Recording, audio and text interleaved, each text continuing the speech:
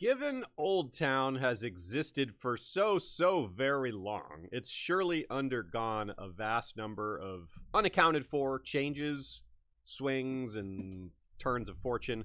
But I find it hard to believe that this era doesn't stand out in terms of overall interest. The early phase of today's episode covers Maegor before doing a complete reverse into the reign of Jaehaerys, both far longer and far more prosperous. It's said that while Aegon conquered the Seven Kingdoms, it was Jaehaerys who truly brought them together, and I mostly agree with that. Dorne is still an exception at this point in history. But to Jaehaerys' credit, he was one of the few Targaryen kings to not attack or even plan to attack Dorne. This meant substantial changes for a lot of the realm, adopting similar laws and custom, lots more standardizing of things like coins and taxes and other things. But that took time, of course. Jaehaerys' reign was by far the longest, 55 years. And there are a lot of moving parts to consider, but I strongly suspect that this was very good for Old Town and the Hightowers. Hard to imagine that it wasn't. It's possible they had special dispensations, special favors, tax breaks, whatever, you know, stuff that happens behind closed doors, handshake deals. But for the most part, it's straightforward, right? Peace brings prosperity, especially if you're already prosperous, i.e. when you have a gigantic financial head start, massive income, etc. Jaehaerys famously built roads, which clearly helped Old Town, like boosting commerce. Jaehaerys endeavored to make King's Landing as impressive as Old Town as well, which reminds us that Old Town still, even in this time, was more impressive than King's Landing, because Jaehaerys tried to reverse that. He also did things like raise taxes on luxury goods to pay for such projects, so there would have been grumbling from the rich and even more from the super rich, perhaps, but like the Hightowers. But it's hard to imagine that even with that, they didn't come out way ahead, generally speaking, from the peace and infrastructure improvements. It also doesn't mean they didn't scheme to get more. Like, just because they're not getting a lot doesn't mean they won't try to get even more. I mean, that's kind of how greed works. And, you know, entitlement works differently when you're born just obscenely rich to a scale we can't even fathom. And, of course, there's a lot of different moving parts within the Hightower itself. There's different personalities. The family, as we've been discussing, is very large. That's usually true, despite what area you're looking at. So there's a lot of theys here when talking about they might see it differently. The fact that Jaehaerys, Alysanne, and their people helped lift the average person up several notches on the social ladder also would have helped the economy in ways that created more purchasing power for the commoners, and they would spend more at the markets that the Hightowers own entirely or part of. Not to mention, we're told the population of the Seven Kingdoms supposedly doubled during this 55-year period. King's Landing quadrupled, so Old Town, I don't know, but maybe even more than doubled. Sean? I don't want to interrupt too much your intro here, but I do want to point out a couple things that we think of commerce now as, you know, iPhones and Ford trucks or whatever. But commerce back then would have mostly been food. It would have been bread. Yeah, that's the thing. And there true. might have been some greed driving some of that, and some powerful houses that were well established gaining greater prosperity from it. But the average person is not starving to death. Yeah, and that's huge. A benefit that's hard to measure. Yeah. And the Hightowers would benefit from that. Just like, that's the thing. When you control or have a piece of just about everything, whenever something good happens, you benefit from it. Even, you know, if someone else benefits, you do too. And no matter who's benefiting, the Hightowers are as well. Like, it's like, yeah. So that's part of what happens when you own, you know, most of everything. And there's another thing. Sometimes it's hard to truly understand the cause and effect of food availability and population. That it's likely that when food became more available, that's what caused the population to boom more. Absolutely. People weren't starving to death. They weren't spending as much energy barely surviving, so they could spend more energy growing their families. And that's like a piece of the real world. We could not sustain the population the Earth has now if not for technological advancements 100 years ago with seeds and fertilizer and stuff like that. They just weren't able to produce enough food. And big governments of Russia and the United States kind of recognize that and endeavor to, like, well, what do we need to do? Let's get better soil. Let's get better seeds, because the population is growing. They recognize that and built infrastructure around it. Yeah, and I'm sure the Hightowers had similar lower tech versions of these problems, having enough space to manage. They're managing not just a city, but the land around it, which would include farmlands and rural situations as well. So yeah, any business does better when the number of people who can afford to shop there increases. And yeah, that's a rising tide floats all boats, and the Hightowers own a lot of the boats. So this another good example of what you were saying there, Sean, is for example, the Citadel announces when winter has come officially. Who's going to be one of the first to know? The Hightowers, and they get ahead on the change to grain prices. Like they get to be the first one to know that. Yep. I mean, other people can sense that winter's coming and use their own maester and be like, okay, it's not official, but it's getting colder. But still, like that, they still have the inner lane in this race, right? Now, yeah, that's something to think about too. We've talked about the indirect or potential power that Old Town gets from the ravens being centered out of there. Like when they send a message out, even if they send a raven to everyone, they don't like instantly send all the ravens at the same moment. There's probably waves like, all right, here's 30 ravens. You've got 30 scribes, have 30 messages tied to 30 ravens. Let those go. All right, and we got 30 more. And it might take a day or two just to get all that out. Never mind the time it takes for the ravens to fly. Well, do you think Old Town is going to send the first 30 ravens to the north or the first 30 ravens to their vassals? Do you think the Citadel is going to send them to Old Town and their vassals? Right. Yes. So not only do they get it first, it's less distance to travel. They get to respond quicker. There's a lot of value and advantage to that. Yeah. Now, some of these things they may not fully control, just influence, but that's the same, little from column A, little from column B. And when it matters most, that's when they would make sure their control is exercised. And of course, this period of growth under King Jaehaerys flattened out eventually. King Viserys, who we'll also get into today, did not make improvements so much as he just kept the status quo and allowed things to deteriorate. And well, we've talked about that in some ways, but we'll focus on the Hightower side of that, meaning Old Town, not just Otto and Alicent, but we'll certainly talk about Otto and Alicent as well. All them and all that and more on this episode of History of Westeros podcast. Hey everyone, welcome back to another episode. We're excited to be working our way through this very interesting period of Hightower history. It will, of course, involve a lot of Targaryen stuff as well, because it always does, except unless we're talking about the time period before the Targaryens, but we're not. So, lots of Targaryens, lots of Hightowers, lots of other stuff. Should be good. Sean, you got a drink today? I see you got a nice Mormont shirt there. We're black and green again. Look at that. I've got straight out of Old Town today. Yeah. You are muted. Without even coordinated, we ended up doing it again. Yeah. That's right. So, I do want to show my loyalty to House Hightower by representing green, even if it is a Mormont shirt, where there is at least one tie that I know of to Hightower with Lyness, who married Jorah. Former tie, anyway, but it did exist. Yeah. It happened. I think I might have a very similar drink to what I had last week. This is once again, this is a watermelon bang mixed with the green naked drink and just good old Mountain Dew. That sounds less. And it's delicious. That sounds less weird. That one I might actually like. I mean, meaning I would actually be willing to try it, unlike a lot of the others. So thanks to our good friend Nina, aka Good Queen Allie, for her advice and notes as usual. If you check out her blog, Good Queen Allie with one L. Also one A? Yeah. Okay. Good Queen Allie with one L at tumblr.com. Today's or most recent post is on the Lady Paramounts. Which regions have had or kingdoms have had Lady Paramounts ruling in their own right? Of course, not including Dorne, of course, because we know they've had plenty. So yeah, check that post out if you want to learn more about that. This episode was voted on by patrons. Patrons have selected Craster for next week, so we'll be getting into some Crasterly rock business and having fun with that and creeping ourselves out in the process. We'll also mention at the end of this episode some additional topics from our back catalog. I almost said pack catalog. Hey, that's kind of true. Back catalog that include episodes that are related to this one, ones that overlap or feature. We have rabbit holes in this one that lead to other episodes. So we'll point those out at the end, as we often do. And our trivia question. So I goofed and didn't read the answer to last week's trivia question at the end. So let's start with that before the new one.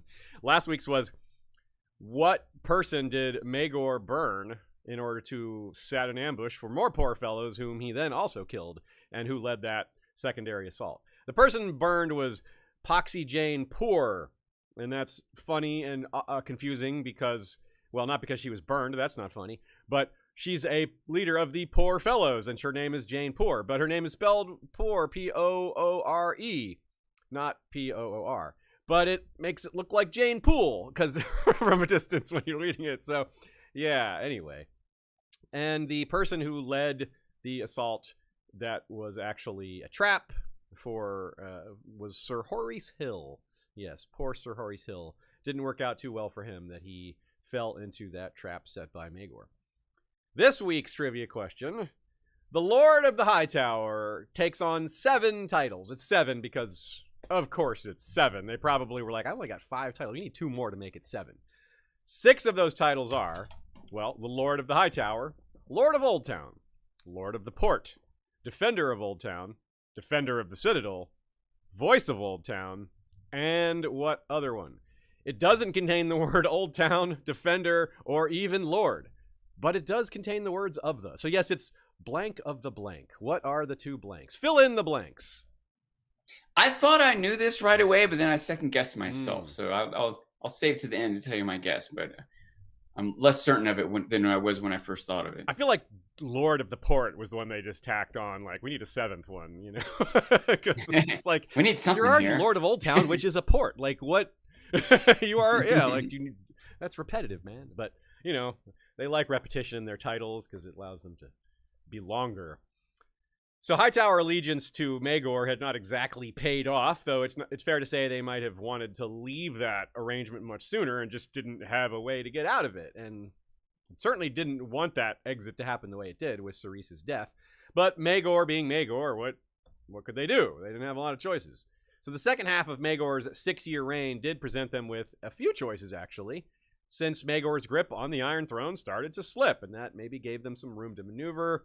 He had fewer and fewer willing allies, and that made it easier for the Hightowers to maybe not come at him, but to stand back and just get out of the way and let other people deal with him, or hope the thing blows over, or hope he just dies, or he changes, or something.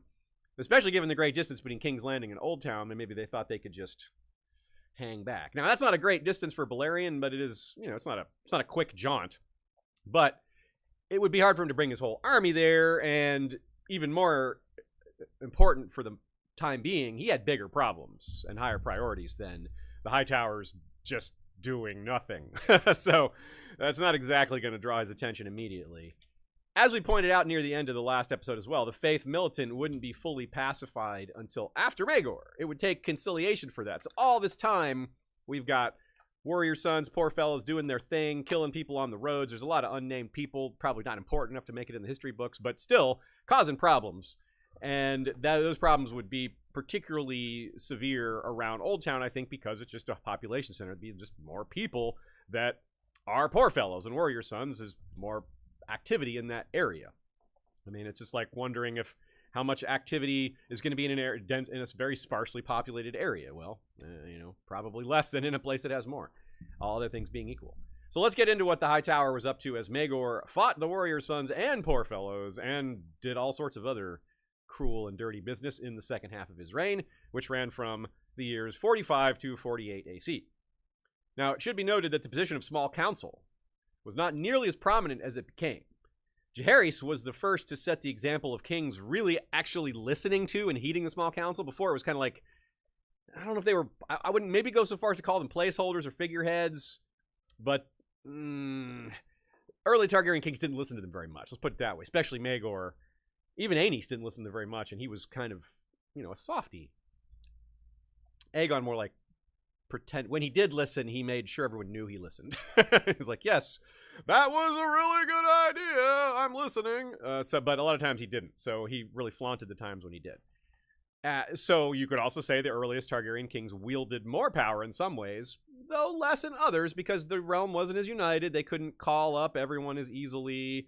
The laws were different. Things weren't as organized. The roads weren't built. So yeah, other things changed. Like really having a more competent, established council probably actually do rule more and better with that, right? Like yeah.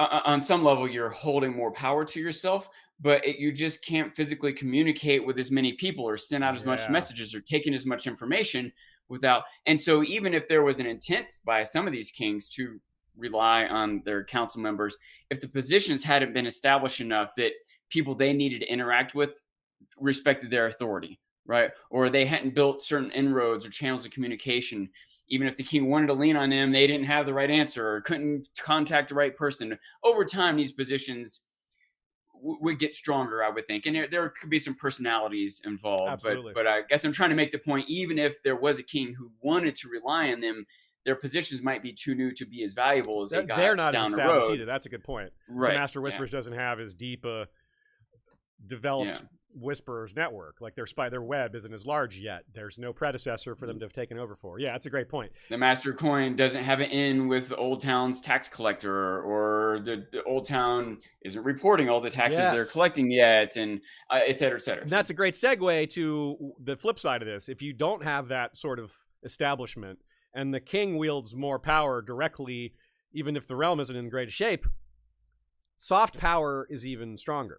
Because if you can get in the king's ear about something and tell him, hey, can we do this? Can we do that? And the king's like, sure. Well, the king can just make it happen. If he has to go through his council or go through other levels, or if he's not as just able to just wield the level of authority, then that soft power has to be spread around to multiple decision makers. And it's harder to get things done through just, hey, buddy, you're the one with the finger on the button. Push it for me. Right? Like things like that.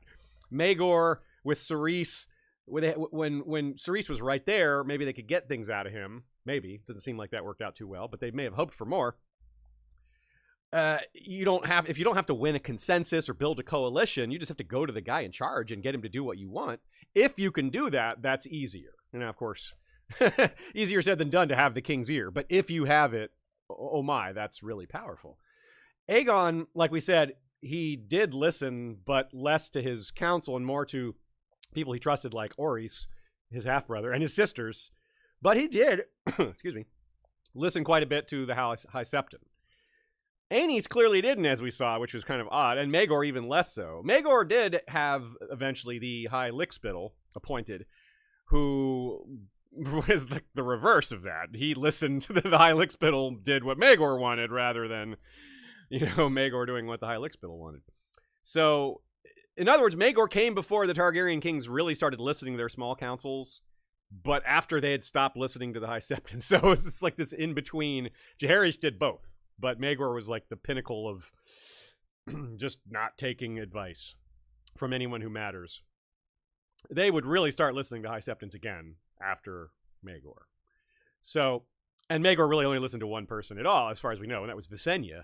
But she died in the year before this time period we're talking about. She died in 44, and this is 45. Maegor was like the walking example of what Tywin gave to Joffrey, reminding him of Aerys. Like, anyone who has to remind people they are king isn't the king. And Maegor had to do a lot of reminding, and it usually involved killing people. And he was good at killing people, so, it took a while for it to stop. He rode Balerion, Tywin's example perhaps is better suited for a dragonless world. Like, yeah, but if you have Balerion, maybe you can tell people you're the king. At least for a little while. Yeah. I suppose also, like, it's maybe it's not as simple as how Tywin puts it. Like, maybe at first, when you're not the king, and you have to tell people you're not. But eventually, after you kill a bunch of people and you have this dragon, you're like, okay, I guess you're the king now. But if you keep telling them that you're the king, it will eventually play. Like, Tywin might argue that, look, Maegor's reign only lasted 6 years. Like, did it really work? Like, how it did, but not for very long. So that's why soft power has more longevity a lot of times, and hard power, brutality in your face, like make you do what you want, make me do what I want, tends to be shorter term. And of course, Jaehaerys, great example of that, like night and day, these reigns. So the Hightowers, if they had forgotten this lesson that we've just discussed, which would be awkward because they have such a long history and many lessons of the past could be learned. They have books in the Citadel that could tell them these lessons in their city, mind you. You would think that this proximity to this knowledge might help, but it doesn't always work that way. People have books on their shelves they've never read. So they would have been reminded, if they had forgotten, that things can go these ways. So while Maegor continued his wars against the faith, the Hightower continued to wait. The waiting policy seemed to be the same adopted by a lot of great houses. A lot of them just kind of stood back and were like, well, let's just try to avoid anything we can. Just stand back and wait for this to play out. But we hear that there were a number of rebel leaders. They worked with each other independently, but sometimes worked together. Sometimes they didn't like each other. Leaders not getting along. That happens with the nobility as well. Last episode, we pointed out that the Red Dog, Joffrey Doggett, had Sir Morgan Hightower murdered on the road to the Honeyholt. That was one of many murders carried off by his people.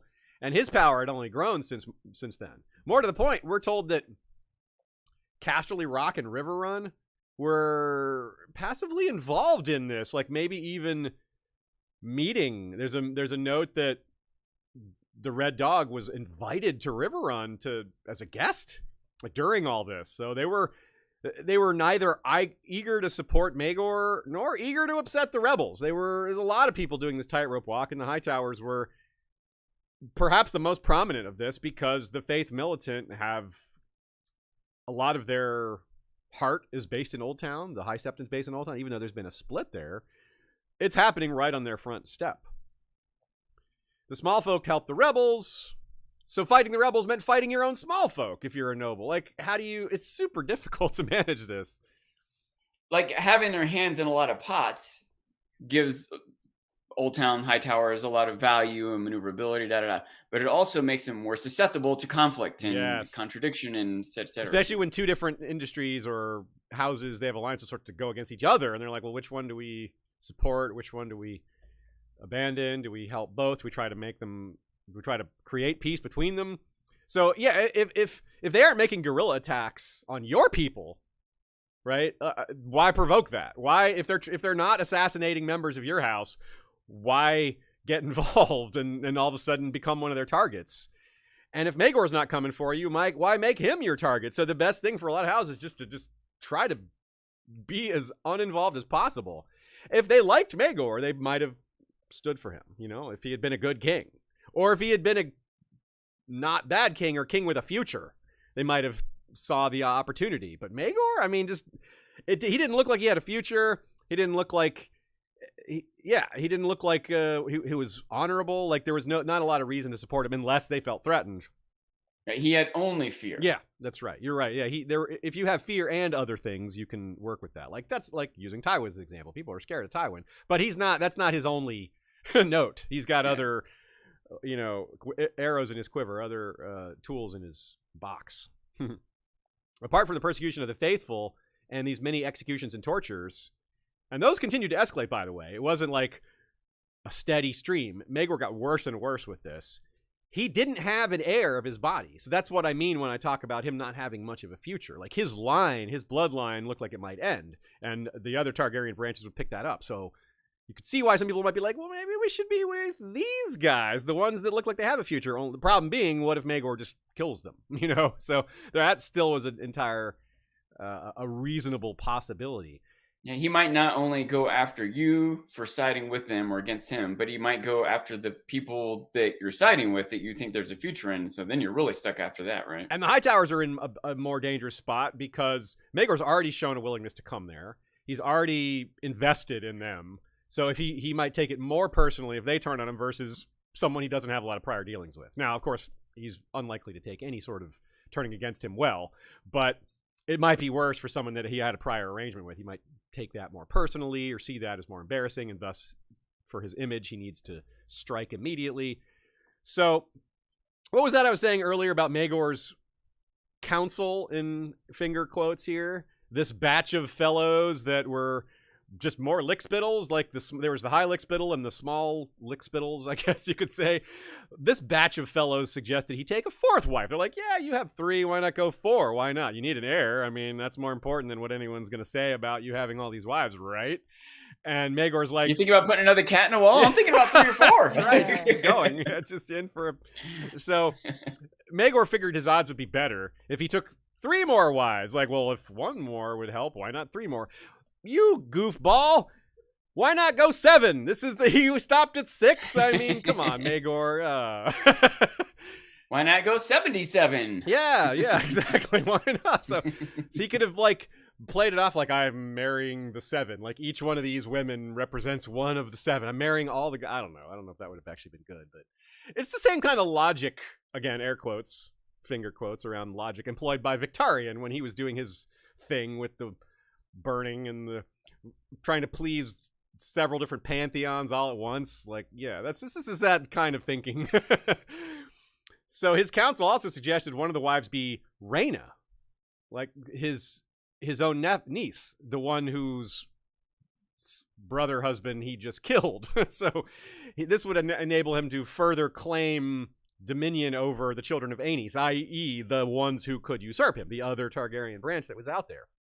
He wanted to make sure he only married women who had children already, though, i.e. women of, quote, finger quotes again, proven fertility, right? Rhaena did have kids. Number 2 was Jane Westerling, not to be confused with Rob's Jane Westerling. They both have tragic and interesting. Hey, look, we got pictures right here. And Eleanor Costain, look at that. That Jane Westerling, first of her name. Yeah. We've got some great friends. Picture of Ice and Fire Con here. Ashea in the lead here. That's right. In the lead. In the lead. Well, you're in the front. That's Yeah. right. The focal. So, and we've only carved off a small slice of the Maegor pie here because, again, none of the awful children have been born yet. The horror of the king. So the third wife, here's the one that we want to focus on the most. The third of the Black Brides, as they came to be called. Quote. 1 second. I was trying to put a visual on the screen. A visual and on I screen. can't see when it's over there.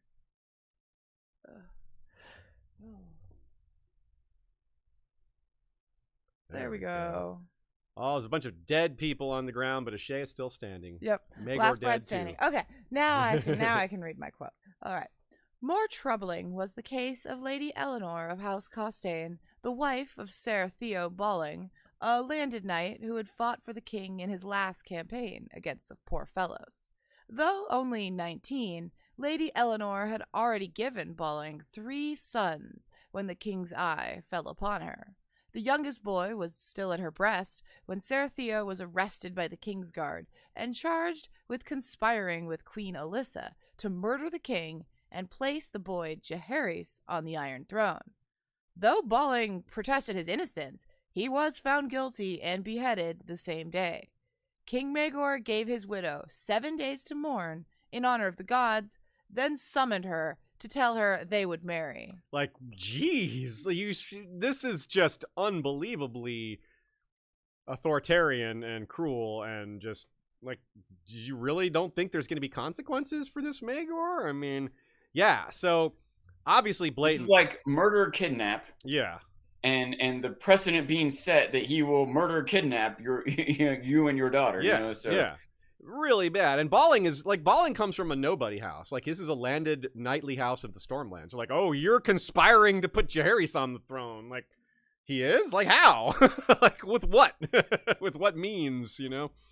So, if you know your Westerosi geography and or noble house hierarchies, you've probably guessed why this is relevant to us when we're talking about the Hightowers. Because the Costains are direct vassals of the Hightower. So this stealing, kidnapping, raping of Eleanor Costain is taking one of their vassals, and you know, as the High, you're supposed to protect your vassals. But of course, the Hightowers aren't going to do anything here. They can't interfere. They're not going to stand up for Eleanor Costain. They didn't stand up for Cerys Hightower. They're not going to stand up for her. So, but it may cause some discussion. Right, Lord Martin is still the Lord at this time. He might have gone to talk to Lord Costain, or Lord Costain may have come talk to him. They may confer, like, what are we going to do? Like, Cerys, now Eleanor, this king is just stealing our wives and daughters and making them marry her without any consent or any compliance. Just so they had this awful thing in common. Cerys wasn't Martin's daughter, it was his sister, but like still, you know. Did they discuss any possible options? Did they discuss maybe we could murder the king? Did it go that far, I wonder? It's entirely possible they did nothing, right? They're just afraid of Maegor and wanted to just hope that it stopped, you know, hopefully get away with all this. But it should be said that Maegor and the 2 Kingsguard responsible for what happened to Cerys did not escape karmic justice, as we'll see shortly. There was reprisals. We're not sure from whence they came, but they were pretty nasty. Worse, Maegor just took Eleanor's 3 children. Well, maybe not worse, but to add to it all, to make the whole thing worse, Maegor sent Eleanor's 3 children to be fostered elsewhere. Like, you're no longer their mother. They're going to be raised elsewhere. You're basically starting over for Maegor. One went to Highgarden. One notably, none of them went to the 3 Towers, where that's House Costain's seat, and none of them went to the Hightower. Now, also, we should point out, we have seen 3 Towers in the books. Sam and Gilly see it from the Cinnamon Wind as they're passing by. Like, hey, there's the 3 Towers of House Costain. But Hightower and Costain knew anyone could be next. Like Maegor, well, like they're thinking, well, this isn't going to work. He's probably not going to have children. You know, maybe they kind of hoped he did so he would stop. But they had to consider the possibility that, like, this dude's infertile or something. He's not going to have any kids, and he's just going to keep trying. And when will this end? You know, like who's next? So as his reign forward, as we said earlier, it became clear that he was losing control, not gaining it. His brutality was too often, too random. There wasn't a lot of good to point to. As we said, fear was his only real trick. He was a one-trick pony, one-trick dragon. Some might have put up with it otherwise if he was also building roads and infrastructure, but murdering a lot of people that are like, oh well, it's not good, but people would have accepted it, I think. But he didn't even bring peace, though. Like, that's one thing you can hope from a strongman leader. Like, everyone's afraid of him, so everyone behaves. Like, nope. He's basically making war on his own country. I mean, yeah. So what the Hightowers and Costains and others of the world might have realized is that the cold, possibly ruthless way to get rid of Maegor was just to let him continue to do nothing. What's that old saying? Never interrupt your enemy while they're making a mistake. If Maegor's going to implode, just let it happen. You know, just stay out of it. Don't burn your finger on the stove while the cook is finishing the job, you know? That's not an old saying, like, never interrupt your enemy while they're making a mistake. So, and because the Maegor supporters just start to fritter away, and it mostly just became the ones he could physically intimidate, the ones who were close to him that couldn't get away, like people in the Crown Lands and all that. He had tortured and killed his nephew Viserys by this time. That's kinslaying on top of all the other stuff. I mean, come on. So, which also told the rest of the lords of Westeros that this guy murdered a member of the other Targaryen branch. So maybe they've had enough too. Maybe they're actually finally willing to stand up to him now that he's done that. Because, of course, no one's going to stand up to Maegor without having some dragons on their side. Like, because otherwise those dragons are going to back Maegor, and it's like, well, man, we're really screwed. Because that's the thing, you sort of, the reason you sit back and let them make mistakes, I guess in this scenario at least, is because eventually he'll have upset enough people that you'll have enough allies you can be confident making a move. Yeah. But if none of your allies have dragons, it's a different scenario, you know. Even like Brienne wanting to say no chance, no choice. It's really hard. Even someone who's like, I don't know, honorable or whatever, in the face of dragons, it's hard to make the move. So that's what I feel like they're really banking on, is eventually the other Targaryens are going to be so frustrated with what he's doing, and or he's going to start doing things to them that there will suddenly be dragons in play on the other side. That's the thing that needs to happen. One of the very few factors in human existence that can overcome mortal fear is zealotry. If you have just an overwhelming, powerful belief in the gods, you believe that you're going to a better place afterwards, or that the gods will reward you or something. That's one thing that can overcome a fear of someone like Maegor, and that's exactly where we're at. That's why Maegor was fighting against the faithful. In part, there's a lot of reasons, but one of the main ones is they were the only ones willing to fight him, right? Everyone else is like, we're afraid of Maegor, but the faith, they're not. So here's a quote. At the town of Stony Septon Moon denounced King Maegor's wedding plans, and hundreds of townfolk cheered wildly, but few others dared raise their voices against his grace. High Septon took ship at Old Town, sailing to King's Landing to perform the marriage rites. On a warm spring day, in the 47th year after the conquest, Maegor Targaryen took 3 wives in the ward of the Red Keep. Now that is still the High Lickspittle, of course. One of the many reasons why this is notable is Maegor killed 12 Septons before finding one who would marry him to Tiana Pentas, his 3rd wife. So this time, they just did it. Then, like, they knew what he was willing to do, and this is the High Lickspittle, who was already, like, a yes man, so of course he didn't have to kill anybody. But it goes to show how his intimidation had, in the short term, caused these sort of side effects. 12 seems like a lot, by the way. Some of those 12? were heroes. Yes, right? I agree. That 11th dude still standing up, like, man, that's a martyr. Hear his story. Yeah, they better put his name somewhere. Like, write that guy's name down. Yeah, brave man.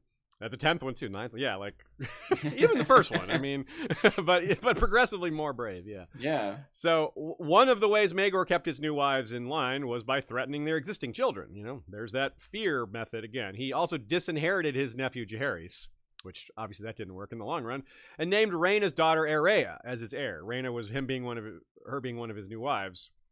However, he had Aerea's twin sister Rhaella sent to Old Town to be raised as a septa. So Rhaella is now in the possession of the Hightowers, effectively. Somewhere around this time, Lord Martin passed, and the lordship of the Hightower passed to Lord Donnell. Lord Donnell is an extremely interesting character, probably the most interesting Hightower lord we cover in these 2 episodes. There's a strong chance Lord Martin was a bit of an outlier in that he didn't have lots of children or any children, because Lord Donnell wasn't young when he inherited, and the way we do the math here, I won't go run through the calculations, but Cerise was only in her early 40s, and Martin and Cerise were siblings. So Lord Donnell he seems like he's too old to be Martin's child. And it's possible that he was his uncle or a cousin or something like that. So either way, if Donnell was Martin's uncle, that means he would have been Lord Manfred's brother. Either way, Donnell became known as the Delayer. So this notion of wait and see and biding your time, like he may have come up in a time where that was the norm because they were waiting through Maegor's reign, and so he kind of grew up in an environment where that strategy was prominent, and he saw the value of it and continued to use it. Which raises the question of, did Lord Hightower, either Donnell or Martin, attend this wedding of the Black Brides? I don't know. I mean, surely he had informers there, if not. So they definitely heard about what happened. I mean, Eleanor Costain, being one of their vassals, like it could be pretty easy to hide spies in her entourage or just anywhere, you know. Or it doesn't necessarily even have to be covert. He could have sent just a lord, a prominent person. He might have recognized we need to have a presence there. Yeah. Plus, I want to know what's going on. So you 7 people, take the house guard and the steward of this house and the son of this lord, and you guys go and say I wasn't feeling well. It's possible they sent no actual Hightowers to be like, well, we don't want to give you anyone to keep as a hostage, because they know Maegor's game. They're like, well, we have to go make an appearance, but we don't want to give him an opportunity. So both Eleanor Costain and Jane Westling became pregnant like pretty quickly. And Maegor we see the rare side of Maegor. He got really happy, and he showed his opposite extreme. It showed that he was actually capable of magnanimity. It just didn't last very long. He gave honors, wealth, and stuff to the families and the brides. So like Lord Costain all of a sudden is like, all right, no, he's giving me stuff. Okay, I don't like this, but I'll take this. I don't like this arrangement, but I'm getting some benefit out of it. But this turned to horror really quickly. In all ways. Queen Alice Haraway had already delivered a terrifying dead child, and Queen Jane's child was an abomination as well. She died as well, and when word spread, twice was too much. She got multiple cases of this, and then it became a third one. So people start talking about Maegor being cursed, like openly. It's easy to see why. He had broken nearly every taboo and law of behavior and faith and custom. So it's really easy to be like, yep, that's what happens to kinslayers and incestors and killers of the faith and septon murderers and queen slayers. Like, name the invective. They probably got real creative. Like, Maegor probably had a lot of things said about him. A lot of people would have felt like vindicated. They're like, see, people who maybe knew it or thought it or said it behind closed doors, but now it's like, well, everyone can see it. I'm going to say it out loud now. Because I told you all along. It's so dramatic. These just deformed children that are deformed in not just ways that we would see. And it's not even quite the same as what we saw from Daenerys or Rhaenyra. Like, one of them was, but there was one that had rudimentary wings, but some of the others are just like eyeless and limbless, and they're not very draconic. They're just scary. So that siding with him, so not only was Maegor looking like he was cursed and the gods were taking their vengeance, that means siding with him would be siding with someone who's cursed. That's going against the Seven. So he would lose even more allies because of this. But again, anyone close to him would have to do the tightrope walk of, well, if I abandon him, he might kill me. So I gotta, And the signs that major lords were having conversations or entertaining the possibilities of allying with the faith militant continued to increase. There's more and more signs of that.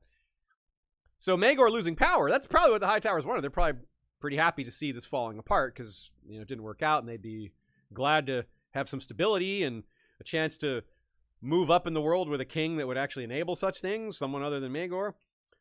The High Lickspittle had by then returned to Old Town, though, after the wedding. He went back there, and this is a real problem for the Hightowers, because this guy was probably the second most hated man, apart from Maegor, from the perspective of the Faith Militant. Like, this guy is just rubber stamping everything Maegor does, and Maegor's doing all sorts of awful things against the Faith. It was like, you absolute traitor.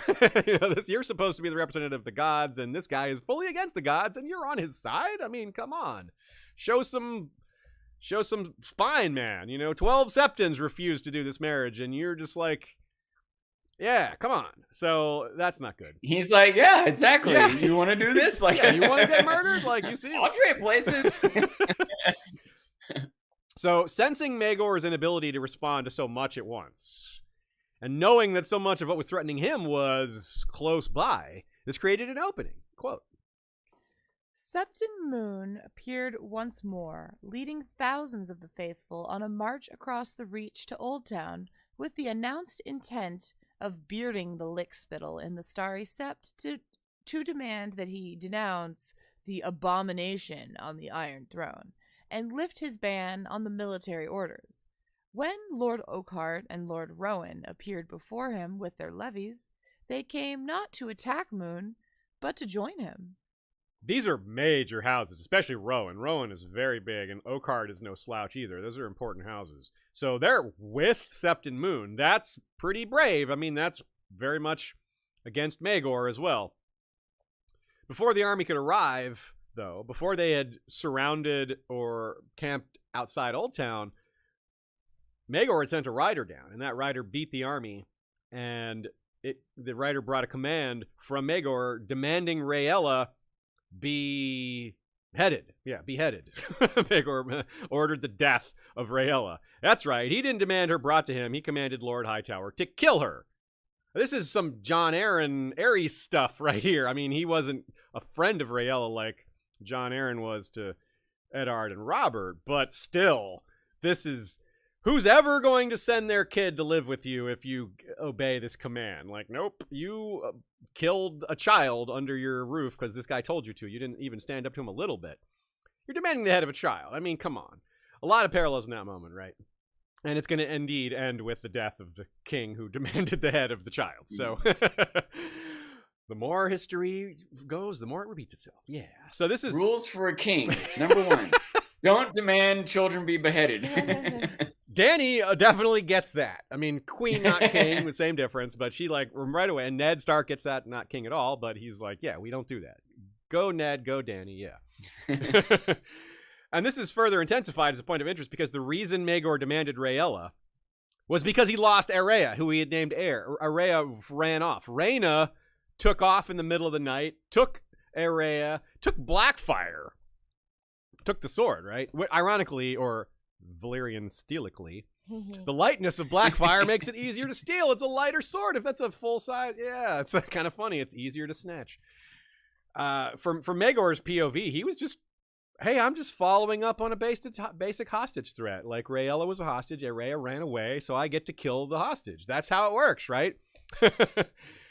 Yeah. But we don't even know if Lord Donald knew that Arrhea had gotten away. All he knows is this rider shows up and demands the head of Rhaella. He might have figured it out. It's like, well, if he's demanding the head of Rhaella, something happened. And it was probably with the people she was being held hostage for. It's like, I was holding this person on Maegor's behalf to ensure the good behavior of Rhaena, so it's probably Rhaena that did something. So he probably could figure that out pretty easily, even if he couldn't figure out exactly what happened. Something went wrong, something bad for Maegor's grip loosening even more. But the spotlight, the eye of Sauron, is now pointed at the Hightower, even though the Hightower is probably a more appropriate place for the eye of Sauron to be. Never mind. So this is Donald the Delayer, probably. It's actually still possible it was Martin at this point, but we'll call it Donald the Delayer because this behavior looks Donald the Delayer-ish. So what he did instead is he was just like, no. He just imprisoned the messenger. He's imprisoned the guy that sent that Maegor's messenger was just thrown in jail. It's not just murdering a child, too, by the way. It's murdering a princess and a septa. She's a septa at this point. So it's also killing a young devotee of the gods. So it's triple bad. I mean, it's bad. Just the one thing is bad enough, but it is even worse, to the public. Like sometimes something bad, you can understand why. Or something could come with it to make it not so bad. But this is something bad with something to make it extra bad with something to multiply how bad it is, right? Yes, that's right. You're just throwing, like, the fire's already raging, but you're just throwing gasoline on it anyway. Yeah. So imprisoning a messenger is a pretty provocative thing to do. It's not like, we're not saying he, like, refused to meet the guy, like, delayed, which would have been appropriate and fitting. He was like, I can't see you today. I can't see you today. I'm busy. Like, if he delayed, he could maybe, like, claim later that, I was too I didn't busy. even know. I didn't know. But no, he threw the guy in jail. That's a little more direct. And we can guess maybe he knew what was coming. Because Storm's End, shortly after this, rose for Jaehaerys. I gotta think that a lot of these great houses were in charge, were communicating with each other. They didn't just, are you ready to go up against, like, let's just hope they're ready to go up against Maegor too. let's go. Today's the day, and hopefully they follow us. I don't think you make that move without being pretty sure. Storm's End, communicating with the Hightower, communicating with the Lannisters, communicating with maybe the Starks, just seeing who's in. And again, this brings us back to who's the center of communication. The Hightower, probably. There's almost no way they weren't very involved in all this. So when Lord Donald threw Maegor's messenger in jail, he may have already known that this announcement was coming. And they just a few more days were going to go by, a few more weeks, whatever. They had a couple more things to do. They're not talking on the phone, so these things can't be that precise.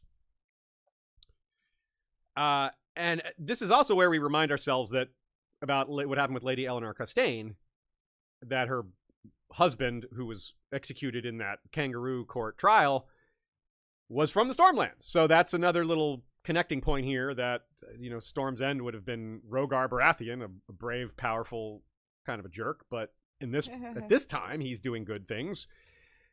He please let us have a jerk be king instead of Maegor. Yeah, a jerk would be a huge improvement. Yeah.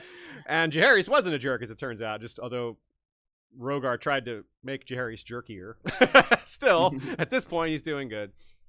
And so that would have been something that Rhaegar could have added to a little extra fuel to the fire, like one of our houses under my domain was mistreated, and yours was too, Lord Hightower, and the exact same incident. So that's a pretty that is a reason, by the way, that makes me think that they might not have had a specific plan or direct communication, but they might have had this understanding, like, he'll come along. Yeah. If I make the first move, and maybe there had been some communication and coordination among different houses in the past. But even that, even the idea they might have had some communication, there's certain key moments that can happen when they'll just know, all right, this is it. Yeah. There was the fact that they were entertaining me before, and now that this happened, they will definitely follow suit. There wasn't some, like, tournament of Harrenhal, the equivalent, where the lords met to maybe conspire against Aerys, and Aerys showed up because he hurt, because Varys warned him that's what would be happening. And yeah, if something like that happened, Maegor would have, They knew better than to gather in one place, I think, with Maegor. Aerys didn't have a dragon to torch them, but Maegor had Balerion, the dragon, right? So also this Theo Balin character, not keep coming back to this kind of unimportant dude. Like, how did he marry a Costain? He's from a lower ranked house. So I figure he had to be like a good warrior. Like, that's one of the problem, the best guess is that he was actually a notable warrior, which would make his execution all the more unjust in a warrior culture. Like, this guy was a good fighter, we liked him, and the king just killed him for nothing. So here's how things started to break down when Maegor's collapse really got going. Quote, Lord Velaryon of Driftmark was amongst the first to declare for Jaehaerys. As the Velaryons were the realm's traditional admirals, Maegor woke to find he had lost the entire royal fleet. The Tyrells of Highgarden followed, with all the power of the Reach. The Hightowers of Oldtown, the Redwynes of the Arbor, the Lannisters of Casterly Rock, the Arryns of the Eyrie, the Royces of Runestone, one by one, they came out against the king. Once that ball's rolling, the rest are even more likely to join. They're not going to want to be on the wrong side of that. So even houses that may have thought they could sit out, they would maybe sit the whole thing out, would be like, okay, now that Lannister, Hightower, cast, everyone's in. We can join too. You don't want to be on the wrong side of not being on team anti-Maegor. That's kind of like, yeah. So these High Lords all didn't come to this decision alone. Yeah, like we said, they must have conferred somehow, but they would have been very cautious about what they said to each other and how they said it. You know, like just maybe not discussing plans, but discussing goals in uncertain terms. You're like, yeah, what kind of attitude do you have towards, I don't know, these marriages, just like not directly coming to the point, but answering in riddles and speaking between the lines, things that you can't be pinned down on, but you can communicate with. This sort of diplomacy double speak that we see a lot of. So it clearly revolved around the Storm's End and Driftmark, and I wonder if the Hightowers communicated with Driftmark during this as well, or if that was maybe a little too far, if that's not in their sphere of communication. So we could say that the Hightowers, if they weren't one of the first dominoes to fall, they were one of those who set the dominoes tumbling in the first place. So they're very, very high on the hierarchy here. Now, raise an eyebrow here, because on the smaller scale, one of the two Kingsguard responsible for Cerys Hightower's death was found dead in a brothel, with his members stuffed in his mouth. Remember, there's lots of ways how she was killed. So there's lots of ways to interpret this. She was killed when he tried to cut her tongue out. So this is this mouth maiming thing is maybe a little on the nose or on on the mouth, on the yeah, tongue. on the tongue, on the Johnson. So that's it's kind of telling. Like, this guy could have made a lot of enemies, but when you have powerful enemies and you're wondering which powerful enemy did the deed, you probably start with the most powerful enemy and then work your way down, not the least and work your way up. And probably is about as high as it gets. Like, literally, it's in their name, right? So, pretty big deal to murder a Kingsguard. You don't just do that, right? I feel like this was revenge from someone powerful, and Hightowers are on that short list. And the other knight was eventually executed by Jaehaerys. We'll get back to that when Jaehaerys becomes a king shortly here. Maegor was found dead on the throne by Eleanor Costain. Again, Eleanor Costain, by the way, her life is really interesting apart from all the trauma, which, that could be interesting. It's not fun. But her life continued on in a lot of other ways, and she pops up in Jaehaerys' reign as well. Some even say she pushed him. Like, she shoved him down and pushed the blade. Like, that doesn't seem very likely. Like, how large was this woman? Because Maegor was a giant. So I don't know. I kind of doubt that. It's weird that they even floated this theory, though. So, but he might have been, an awkward, feeble giant toward the end, right? He was overweight and sick, right? No, he wasn't. No, okay. He wasn't. Yeah, no, he was that. still a strong warrior. He got more and more paranoid, but he was still fit at the end. I'm thinking of Aegon the Unworthy. Yeah, probably. Yeah. So she might have definitely had the means to give access to someone that was perhaps strong enough, like let someone in. But it happened in the throne room with Kingsguard guarding the entrances. I don't think they were on the inside, or they might have been on the outside of on the outside of the doors rather than on the inside. We're not sure about that. So maybe if she or someone gave him some suspect wine. Yeah, and the Kingsguard could have been in on it, even though there's two. It would have to be two Kingsguard agreeing to both do it, which is maybe. I mean, it's happened with Rhaegar, so not killing Rhaegar, but they sided with Rhaegar against Aerys. So, yeah, these things happen, and of course the Kingsguard split during the dance. I mean, yeah, these things do happen. So it is possible. I feel like, lots of times you might have like a partner on the Kingsguard that you're like paired with. You do like your guard duties with a lot. You get to talking. I feel like having a buddy on there, and it only takes a little bit of God, this king is horrible to get the ball rolling on the conversation. Like, what would happen if someone came for Maegor? I would do my duty, but maybe my heart wouldn't be in it as much as it could be. Like, I would still do my duty. So he's not talking treason. I would make a superficial attempt at my duty. Yeah, so and that maybe leads to a more in-depth conversation about where they really lie. Like, just kind of feeling it out, and someone's like, "No, I would never," just hardcore. Like, okay, well, we're not going back to that conversation. This guy's not included. But eventually, we'll do the 4 p.m. shift, not the 7 a.m. shift. Right. So if you find two of right. So eventually you find the two that are good that can be in for this. Eventually those two are paired up on guard duty together, and that's when you make your move. Something like that. So this is just one of many possibilities.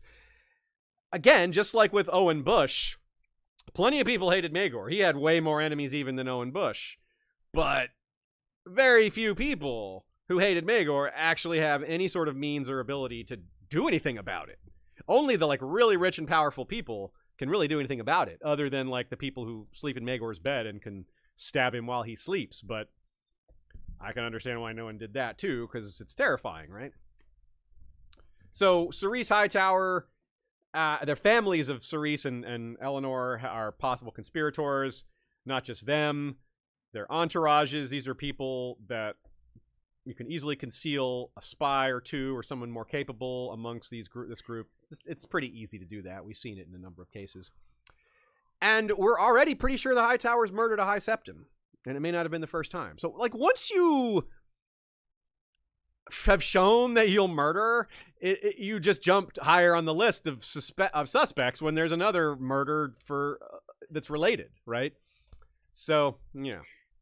I want to make maybe a controversial moral statement or defense of Hightower here. Okay. It might not be murder. You could argue that he's being executed for crimes committed, sure, and or self-defense, right? If this septa is going to get thousands of innocent people killed, killing him isn't so much murdering him as defending the other people. Yeah, and I'm sure if Maegor has murdered multiple people, he doesn't really have a right to life anymore, right? Yeah, if there was any kind of trial or justice, he would be sentenced to death. And this is just someone doing it without the trial. But we don't even need it because there's so many witnesses. He controls the trial. So. He couldn't have the trial. Yeah, so it's just... Yeah, I mean, I guess it just depends on how much you agree with, like, vigilantism and stuff like that. Like, if you think he's right, then yeah, you probably wouldn't call this murder. Yeah, that's a great point, Shade, to mark it down to vigilantism. Because like, if you don't believe in any vigilantism, then I guess you have to say, like, this is an example that you have to swallow. Be like, this is wrong. But, like, I think this tells you, like, you got to leave some room for vigilantism when you're presented with a situation like this. Like, there is, like, what else could there be? There's a lot of like society and government is compromising, morals and rights. Like you can't go in a theater and yell fire, right? We sacrifice that little piece of right to speech for the safety of people in a theater, right? So at some point, what we're getting out of this government, the things that this government is ostensibly providing for us, is not worth it when the leader of the government is a murderer. Like there's not a function to have a trial to stop him. So are we all supposed to accept this immoral action? Is it really murder to kill him? I would say I would say the Hightowers are heroes. I would agree. I would agree with you, Sean, but I would say there are probably some people in world who are, I don't know, I want to say brainwashed, to be quite honest, to believe in the innate justice, the innate morality of the king, of the crown, of the godliness, that if Maegor said that this is how it should be, then he's just right. And there's no...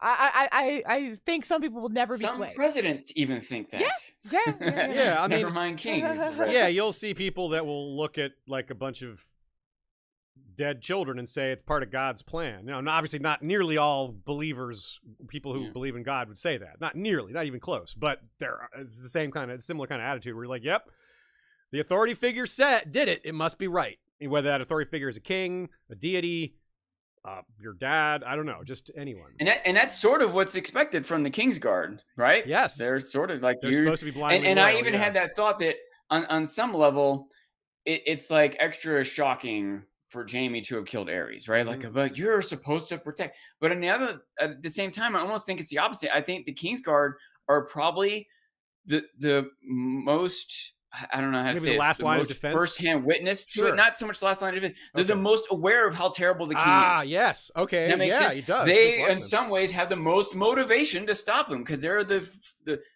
have the most witness to it all. That's a great point. Yeah, Jaime saw things that no one else... I mean, Jaime is an amazing example there, like the wildfire plot. I mean, hello, like no one else knew about that except for like a few pyromancers and stuff. Like, that's worse than just seeing what he's like behind closed doors. That's seeing his plan to blow everybody up. Like, Jaime, very justified. Yeah. Now, I mean, you could argue that he didn't have to kill Aerys. He could have just like captured him. But anyway, that's another story altogether. Maegor, that clearly wasn't an option with him. Too strong of a guy. No one even knows how exactly who done it. But pretty much the majority of the realm was happy that it happened, even though they don't necessarily know who did it. They were glad for it. So, Jaehaerys, immediately started making moves and conciliating, starting with those closest to him around the Red Keep and the King's Landing. But wouldn't be long before he had to turn to Old Town. But all stuff was already happening in Old Town as Jaehaerys was getting settled. Septon Moon's army had arrived at Old Town. Ed could only have felt emboldened at the death of Maegor. Now, a few of them frittered away because Maegor is the guy they really hated, and with him dead, they're like, okay, well, my anger is sated for now. But others were like, well, now it's going to be easier. We still want to get the High Lick Spittle, and he doesn't have Maegor to defend him anymore. Little of both.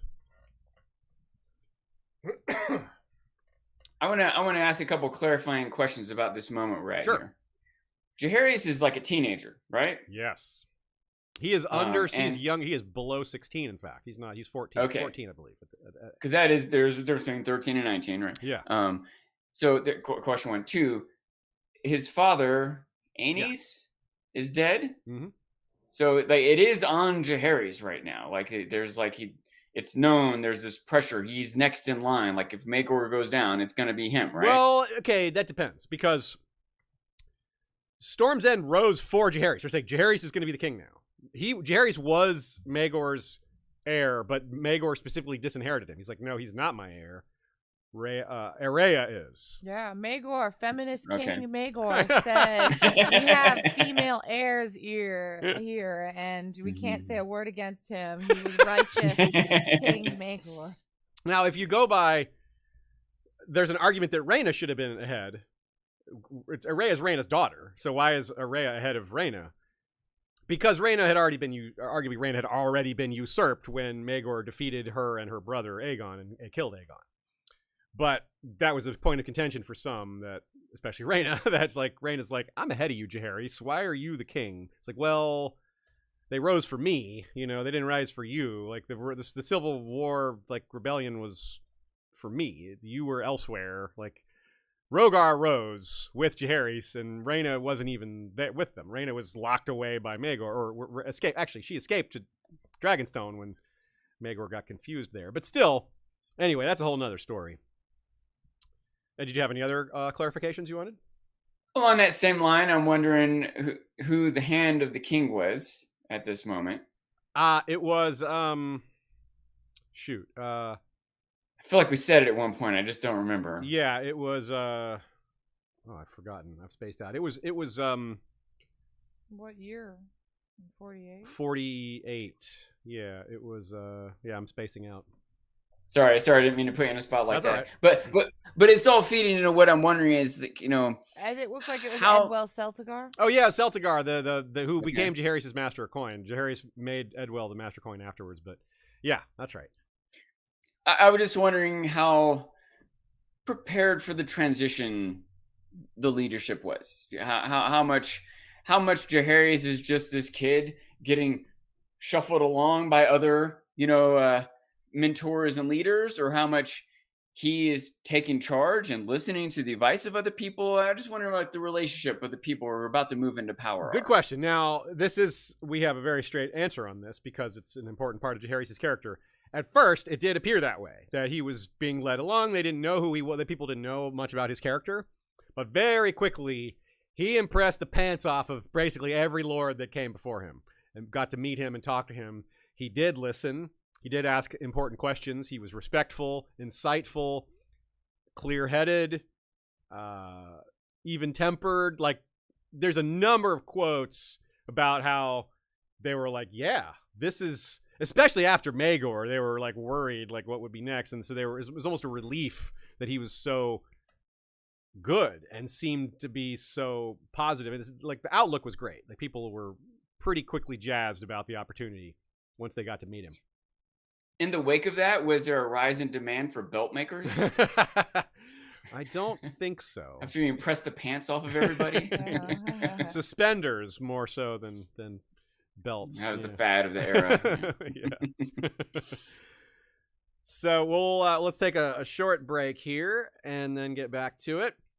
One clarification and correction: Aegon the First did create the Grand Maester position himself. Apparently, maybe the histories wrote it differently, but we speculated the Hightowers may have pushed for that. But it seems that Aegon himself made that move. Now, maybe someone suggested it to him, but we have less reason to speculate than maybe I intimated at first.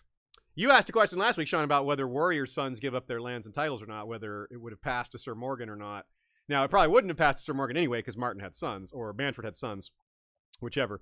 But they do give up their lands and titles. That is part of the job. I should have thought of Lancel, who did give up his rights to that's right, Darien, which didn't necessarily mean it would be the same. Like, he could have given up his lands and titles and joined the warrior sons. They didn't have to be a prerequisite, but it does turn out to be a prerequisite. So that's important, because there are a few who go from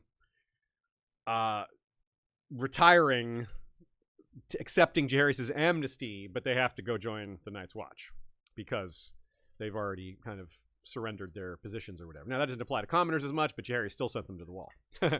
So that's that. Dornish Dame wonders if that's foreshadowing for Rowan and Arkar defecting in the main series. In A Storm of Swords, Rowan is very uncomfortable about the death of Rhaegar's children, and Aerys Oakar died in service of Tommen. Oh, that's interesting. Yeah, maybe showing how they're... history's going to repeat itself. And then other people in the chat brought up the idea of, like, Randall Tarley defecting too, which, other Reachmen that won't. And the Sam Tarley. This is the era of Sam Tarley and that whole business. So that's Samantha Tarley. Samantha Tarley, yes, not Sam Tarley. Yeah. Samantha Tarley. It is a Sam, but that was confusing probably. Or at least we're about to get to her era. We're not actually there yet. She was born a little bit later. But yeah, it's a really good catch, Dornish Dame. I like that catch, or like that idea. It might make sense. We'll have to keep that in mind when we see how the Friends in the Reach plotline goes forward. Yeah. I want to remind you all that we have our Patreon push going for the next couple of weeks. You can still get in for $2, and that price is going away unless you sign up now. You'll have that price locked in even when it becomes unavailable for new subscribers. That gets you all of our bonus episodes and a little title if you like it, and some other bonuses like getting to vote in our polls, the Patreon feed, which doesn't have ads in it, so that's nice. You get to get through there without any inserts, things like that. So I think it's well worth $2. In fact, we think it's worth a little more than $2, which is why we're raising the price. But you still have time to get in now for the next few weeks. That price will end when we begin Fire and Blood Rereadus. Yes, sir. Yes, ma'am. Let's go forward with the reign of Jaehaerys. Before he could get to the business of kingery, he had to take care of many loose ends left by his predecessor first. One of them was particularly pressing, because Septon Moon's army still sat outside Old Town, where Donald the Delayer delayed. Right? Of course. What else would he do? That's Here's a quote about what was going on with Septon Moon. Every day, Septon Moon went forth to denounce the sins of House Targaryen and the lickspittle who permitted their abominations, whilst inside Old Town, the true father of the faithful had become a virtual prisoner in his own palace, unable to set forth outside the confines of the Starry Sept. Though Lord Hightower had closed his gates against Septon Moon, and his arms against them. Though Lord Hightower had closed his gates against Septon Moon and his followers, and refused to allow them entrance to his city, he showed no eagerness to take up arms against them, despite repeated entreaties from his High Holiness. When pressed for reasons, his lordship cited a distaste for shedding pious blood, but many claimed the real reason was his unwillingness to offer battle to Lords Oakhart and Rowan, who had granted Moon their protection. His reluctance earned him the name Lord Donald the Delayer from the Maesters of the Citadel. It's interesting that the Maesters of the Citadel gave him that name. I guess they must not have seen it as an insult, because for them to give him a name like that while he's still alive, while the Hightower he literally holds the title Defender of the Citadel. So, I think it could be a good thing to delay. Specifically, and they can recognize that is a savvy move to delay sometimes. Yeah, I'm thinking he didn't mind the name, and he may have even liked it. Yeah, it's like in my head canon, this guy's very shrewd, and it's a combination of, as you mentioned earlier, it's been sort of a precedent set we're in a weird spot here, and everyone's kind of like just waiting to see, right? We're all just kind of no one wants to be the first person to get their head chopped off, so Yeah. everyone's we're in a state where it makes sense to delay. So like, if you want to call me Donald the Delayer, fine, but like, so is everyone else. It's not Yeah. me. We're all delaying, right? So one, two, I can imagine him having decided him like, they can think what they want. I know I'm doing the right thing. There might be an amount of that, but also I think, sure, let them think I'm the delayer. That way, when I move quick, no one will see it coming. I'll be able to take advantage of this quote-unquote reputation that I have. It's just the way things have played out. But I'm not really a delayer. I'll move quick if it's the right thing to do. It just hasn't been the right thing to do. And so it would be extra advantageous to me for people to think this way when I do decide to move quick. And if he does move, and anytime he wants to move slow, he can. People will expect it. It's like, oh, that's just what he does. Yeah. And it won't It's not an insult to them. It's the standard. That's what he always it's the SOP. does. Yeah, okay. That's really good. I like that take quite a bit. In this case, though, he couldn't delay forever because Jaehaerys had to be crowned at the Starry Sept, which was currently blocked off. The roads are all clogged with faithful and Sept and Moon's army, including the armies of Lords Oakheart and Rowan. So how are you going to have a coronation now without, it doesn't look good for Donald the Delayer. And the last thing he wants is them to, like, have the coronation somewhere else or something like that. That's not what he wants. So, and back in King's Landing, they had a similar attitude. They're like, well, we don't want to just attack this host. Jaehaerys is trying real hard not to be Maegor, and this is really the wrong way. That's exactly Maegor.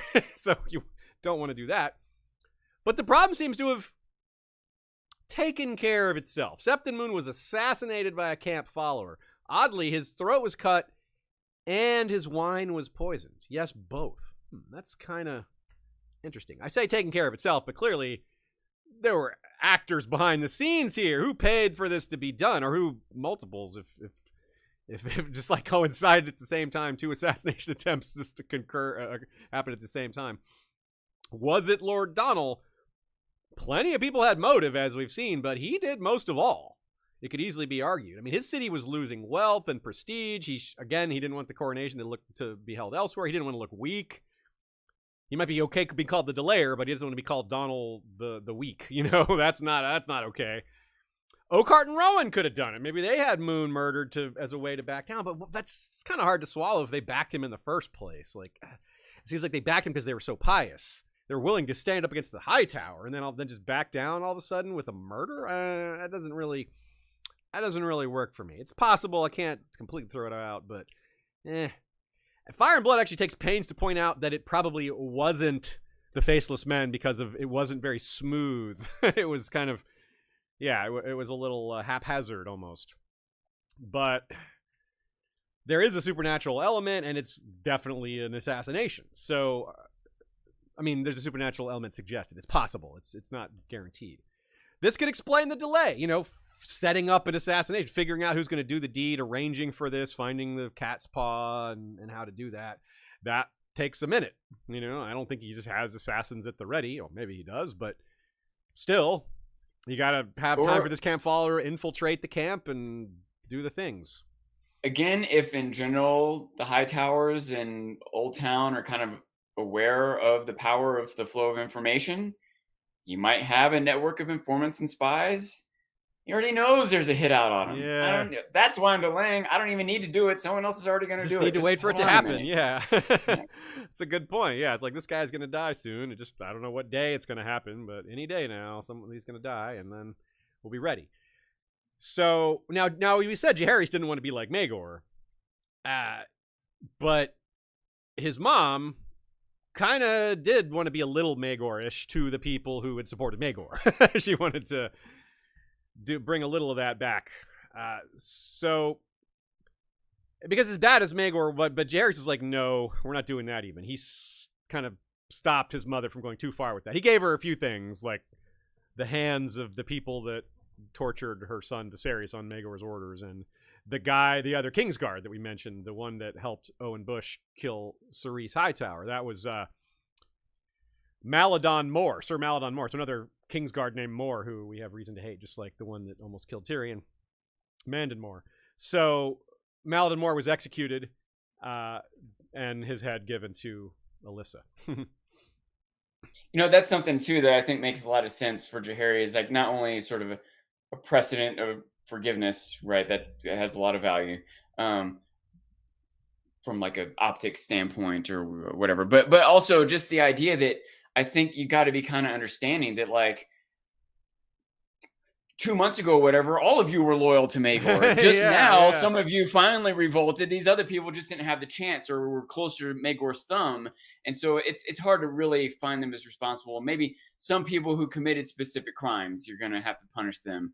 And maybe even those people do deserve it. Like maybe they should have stood up to Maegor, or if they thought they were doing the right thing because it was a kin, they should be willing to face a punishment for, having done that.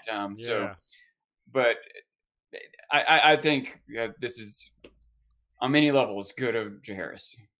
I agree with you. Now, at the time, though, there would have been some people that were worried because, as bad as Maegor was, it was Aenys' mishandling of the faith that got the whole thing started. And he was too soft rather than Maegor being too hard, right? Jaehaerys is the son of Aenys, and some people would have been like, uh-oh. Is this kid just going to be too soft like his dad? Is he too peaceful? Is he, so that was a little bit of a worry. They would have been maybe, oh no, is he going to be too soft on the Faith Militant or Septon Moon or some of these other rebel leaders? And they weren't wrong in some ways. They would have maybe seen fuel for this fire pretty quickly because who is the new Lord Commander of his Kingsguard? Giles Morgan, nephew of Daemon the Devout, the Grand Captain of the Warrior Sons who died fighting Maegor in the Trial by 7. So that's a guy right there on the other side of things that he just puts right in charge of his personal protection. And then he invites the Red Dog of the Hills, the one who killed Morgan Hightower, made him a Kingsguard. Super conciliatory move. That was big time. Wow. Everybody's like, wow, because that's brave too. Like giving this dude who wanted to kill him and his family, letting him stand behind him and guard him with a sword, like allowing him to wield a sword in his presence. And it really worked. Like people were very moved by that. The Red Dog, perhaps most of all, because he was a true believer and wanted things to work out, and wasn't just after things for himself or whatever. Anyway, so we have no idea who killed Septon Moon. I still think the Hightower is probably the most likely, but again, we're not sure. Maegor's death caused at least a few to go home, as I said, because that's the one they wanted. Now, after a brief power struggle for the body of Septon Moon, which this is something out of the Yunkai plot. Remember, they strapped the Cleon the Butcher to a horse and after he was dead and had him lead people as a corpse strapped to a body. Now, this happened in the real world, too, at least once or twice. But it happened here, too. Two poor fellows named Rob the Starveling and another named Lorcus the Learned took over and claimed the body of Septon Moon, strapped it to a horse, and assaulted Old Town. Lorcus the Learned was called that because he had the entire 7-pointed star memorized. But it doesn't seem like he was very smart. He had great memory, but wasn't very smart. Anyway. Intelligent, but not wise. Yeah, he was burned to death by pitch or oil during the assault on the walls of Holdtown. And some of Lord Donald's knights then burst forth from the gates, took Septon Moon's body, cut off the head, and delivered it to the High Septon. After that, Lords Oakard and Rowan were like, peace out. And they went home. And that left only a few hundred super zealots behind, most of them being kind of rabble in terms of their fighting skills, unwilling to give up, still somehow believing they'd win, thanks to the 7, I guess. Like, 7 will be our swords. Like, yeah, geez. That's true belief, I guess. Then Lord Donald Blair's like, all right, now we can emerge with some soldiers and crush these these rabble that are left behind. And I guess he wanted to be thorough. You can't have all this just here when the king's coming with his coronation party, right? He could also tout his crushing victory, his absolute victory. Like, well, we totally took those rebels down, right? So knows how to play the media after all this, right? So the equivalent of media. I'm using finger quotes a lot this episode. If Lord Donald had concerns about Jaehaerys' reign regarding his potential softness, because this is still before the Kingsguard thing with Jeffrey Dogger, which happened during the coronation, so that's like right now, basically. He would have probably acted quickly, though. And his nickname does fit, of course. That's probably more likely what he did. Wait to see how things would play out. Because indeed, Jaehaerys was not Aenys. He wasn't weak. It had his version of peace had steel behind it. Steel and dragonfire. The threat of it. But he kept it as a threat. He didn't use it. So Donald the Delaire may have been able to figure that out. If later, we're going to have people talk about how smart he is, how cunning he is, how shrewd he is, how disloyal he is. But no one seems to question his intelligence. So if he got a handle on Jaehaerys, with Jaehaerys there in his city, talking to him, having his coronation, having dinners and this and that, and taking the measure of the man, as we say, I would think Donald would have felt pretty good about the way things were going. Although but he still would, of course, wanted to maintain and get a handle on his ambitions and made sure that, yes, this will be a good king, but how can I make use of that? How can this benefit me? Because it's not just about, oh, he's going to leave us alone. It's like, no, how can this guy enrich us? Right? Now, of course, though, Jaehaerys is only 14 at this point, as you asked me before, Sean. So he doesn't have his age of majority. So he can't just necessarily give orders yet. He's not 16. So this created a bit of a problem because you don't want to go against a guy who's going to be the king at 16 because he might punish you for not giving him what he wanted when he was underage. And if you can only delay the inevitable, if he's like, well, as soon as I'm 16, I'm going to do this. What's the point in holding? Let's just do it now, right? So a lot of people are just going to do what he wants, unless it's crazy. But Lord Rhaegar Baratheon, this is when he starts to come to the fore and is like, well, I haven't forgotten that you're a teenager.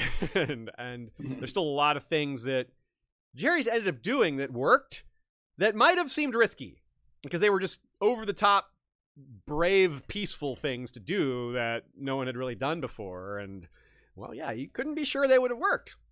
And a lot of these guys are very conservative. They're used to the way things have been. And Jaehaerys has this vision for doing things differently that might not have sat well with some people. Certainly Lord Rhaegar, one of them. And Lord Rhaegar had a lot of push. He's the Lord of Storm's End. He's brave. He stood up to Maegor. And he married, or is about to. This hasn't quite happened yet. He's going to marry Jaehaerys' mother, Alyssa. So that also kind of makes him like a father figure-ish of sorts. So late in 48 AC, the coronation became official. It happened at the Starry Sept, like the 3 Targaryen kings before him. The High Lickspittle put the crown on Jaehaerys' head. He immediately rescinded Maegor's bounties, but refused to reinstate the swords and stars. So that's important. He said, the crown will protect the faithful from here on out. You don't need the stars and swords anymore. He didn't say Maegor was right about that much, but he was kind of saying that. I wonder if Lord Donald wanted that or not. Lord Donald may have been like, yeah, we don't want the stars and swords either. but he might be like, actually, we do want them. I kind of think he didn't. But I'm not sure because, there was so many Hightowers had been, grand captains and high-ranking guys in that organization. You might think they want that back because it gives them some extra power. On the other hand, it's not like he lacks for soldiers. He could still have plenty of men. The population increase under Jaehaerys would have given him just more soldiers altogether. It's hard to see how he would weigh these scales here. My thought on this is that it's not want it or don't want it. It's not like 0 or 100. It's like, it's not necessarily even 0 to 100. It's not necessarily 50-50. It might have been like 60-60 like that. I have certain pros and cons to either way. Mm-hmm. And so whatever the king wants, I'm happy to go along with it because I can make the best of it either way. Yeah, good point. So the coronation was a 7-day event, a big fancy party, and Jaehaerys stayed for 9 days afterwards. That's when some of these conversations with the Lord of the Hightower would have happened, surely. One other very interesting thing that happened during this time was Rhaella, who was already given to the faith under Maegor's rule, remained. She was like, yeah, I'm a septa, I'm going to stay that. Except that she didn't remain. Aerea and Rhaella were twins. And it appears that Alyssa swapped them. Because Aerea had been the soft-spoken one and was quiet and more suited for being a septa. Whereas Rhaella was the aggressive, tomboyish, brave and bold one.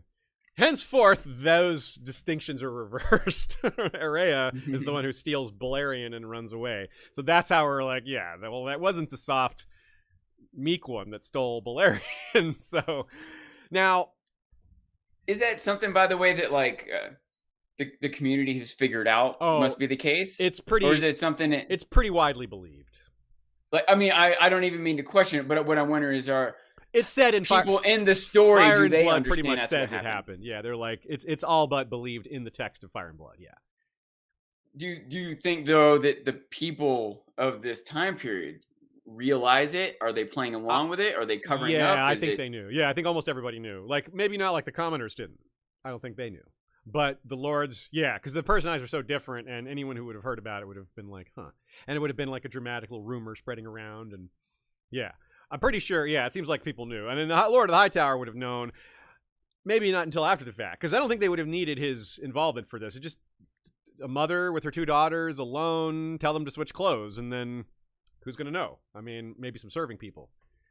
Which that's something, serving people.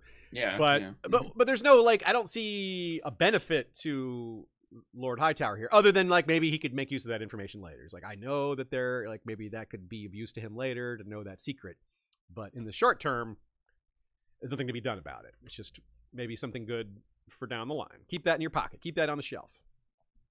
So that's interesting. Now the High Lickspittle himself wouldn't have complained, because he's the High Lickspittle and he just goes along with things. But, they are swapping a child who's a septa. So, you could see why it might have mattered. But, they gain a septa, lose a septa, they break even. And they gain someone who's more like willing to be one, too. Someone who will be more of what they want from a septa. Yeah, and it did, as far as we know, that did kind of work out. Well, except for Rhea stealing Balerion. That part didn't. But for Rhaella, the sept part worked out. Something worse might have happened if they hadn't made the switch, right? Yeah. Or many different things, maybe not a single thing that bad, but many different smaller things might have kept going wrong. Yeah, it would have added up to worse. It's hard to know for sure, but yes, it would have been different. In the second year of Jaehaerys' reign, the Golden Wedding took place. That was, of course, the marriage of his mother, who was also his regent, Queen Alyssa, that is, to his hand, Lord Rogar. Can I say my favorite story about the Golden Wedding? Oh, yes, you should. Which is that in our interview with George R. R. Martin, we were talking to him and he mentions the Golden Wedding and we just kept talking to him. And someone in the comments on that thing was like, did he just mention something and they just like blew past it? Like this what is the Golden Wedding? Is this something that's happening in the Winds of Winter? Like all this, like. How could they not ask him more about that? How could they not ask him more about it? And I was like, yo. Like, you could have just Googled Golden Wedding and you would have found that this is a very real current. But anyways, every time I hear Golden Wedding, I think about that person. What'll be the next color wedding, too? We got golden, purple, red, yeah. Speaking of Red Wedding, I'll shout out my Friday Crusader Kings 3 stream set in the realm of A Song of Ice and Fire, which they've added a new DLC that increases the amount of events and roleplay that happens during social events like weddings, and now massacre weddings are like a feature because you can it says when you say you want to plan a wedding, it's like a regular wedding or a you can't just like do it. You have to have certain conditions, but still, it's like I was like, whoa, this is an option. Cool. So I'm excited to one day do that. Figure out who I want to do that too. But anyway, back to this. Lord Donald did come to this wedding, the Golden Wedding. We're not sure about some of these other events, but he showed up with 100 knights, 77 most devout, and the High Lickspittle. A major opportunity to schmooze with other elites. Lord Donald would have had those wanting to speak with him, and likewise, to get in his good graces and him with them. This is Tournament of Harrenhal-ish, with less reason for obvious conspiracies. Like I doubt anyone's trying to overthrow Jaehaerys at this point. It's a new reign. It's going pretty well so far. Who are they going to replace him with? Besides maybe Rhaena, but I don't know why anyone would want to replace him with Rhaena at this point, except for Rhaena herself, maybe. It's Harrenhal-ish in that we have all these key leaders from different lands, yes, but not Harrenhal-ish in that they're meeting there for some conspiracy. Right. There's no Aerys to overthrow here. Yeah. So, and this is part of around the same time when a lot of lords met Jaehaerys for the first time. They come to the Golden Wedding and they hadn't met him yet because, the Lord Stark was sick. He was old. We talked about this in our Under the Dragons episode for the North. And he came, and he's one of the most loudly quoted. He's like, because he's old enough, he's like, I see some of his grandfather in him, Aegon the Conqueror. So he gave a huge compliment. And a bunch of lords gave compliments. We get a list of them in Fire and Blood of high-ranking lords saying great things about Jaehaerys. Lord Donald isn't one of them. Should point that out. He's not quoted here. He is quoted in other places, but not as regards to his thoughts on Jaehaerys. Seems like the kind that would keep his opinion to himself on a lot of things, but maybe not. So again, Alyssa wanted revenge on those who followed Maegor, and she had to sort of walk her own tightrope walk, as we said. She didn't want the comparisons to Aenys, because Aenys was too soft. She didn't want Jaehaerys to be seen that way. So she must have been pleased at all this acclaim for him, seeing all the lords come and be pleased. And that would probably take away some of her worry about her son being viewed that way, as well as how she perceived what would be done to Maegor's former supporters. He wasn't naive about loyalty to them. Yes, he accepted them back in the fold, but he took hostages from those families. So that would have been like, okay, so she would have seen that and been like, okay, he's no fool. And I very much wonder what the Hightower thought of this. They would have seen the smartness of that, the lack of, they wouldn't, there's no blind trust here, right? They don't see examples of foolish behavior like that. And, if they were involved in any behind-the-scenes conspiracies to topple Maegor, if they had been, then they would have seen that vengeance had been satisfied on the issue of Cerys, if he even cared, which he might not have. But some of the Hightowers probably did. It's a large family, and Cerys would have had some, people that cared. And not to mention Eleanor Costain. In general, it appeared Jaehaerys was capable of being a just king, though, handling justice well without going too far or too soft. So maybe that would have settled the issue with the Hightowers. However, there's just little direct involvement here in this early part of his reign from the Hightowers. There's no counselors or Kingsguard that we know of. Now, it's easier to use nepotism to get your family to have jobs in things like the faith and the most devout, things like that are more elections and bribery can be played. But you can't really do that with the Kingsguard. You can't really just be like, hey, Jaehaerys, here, put our son on the Kingsguard. It doesn't really work like that. So I guess no one was just up for it, or no one was good enough. I mean, just quite possibly none of the Hightowers of this era were capable of being a Kingsguard.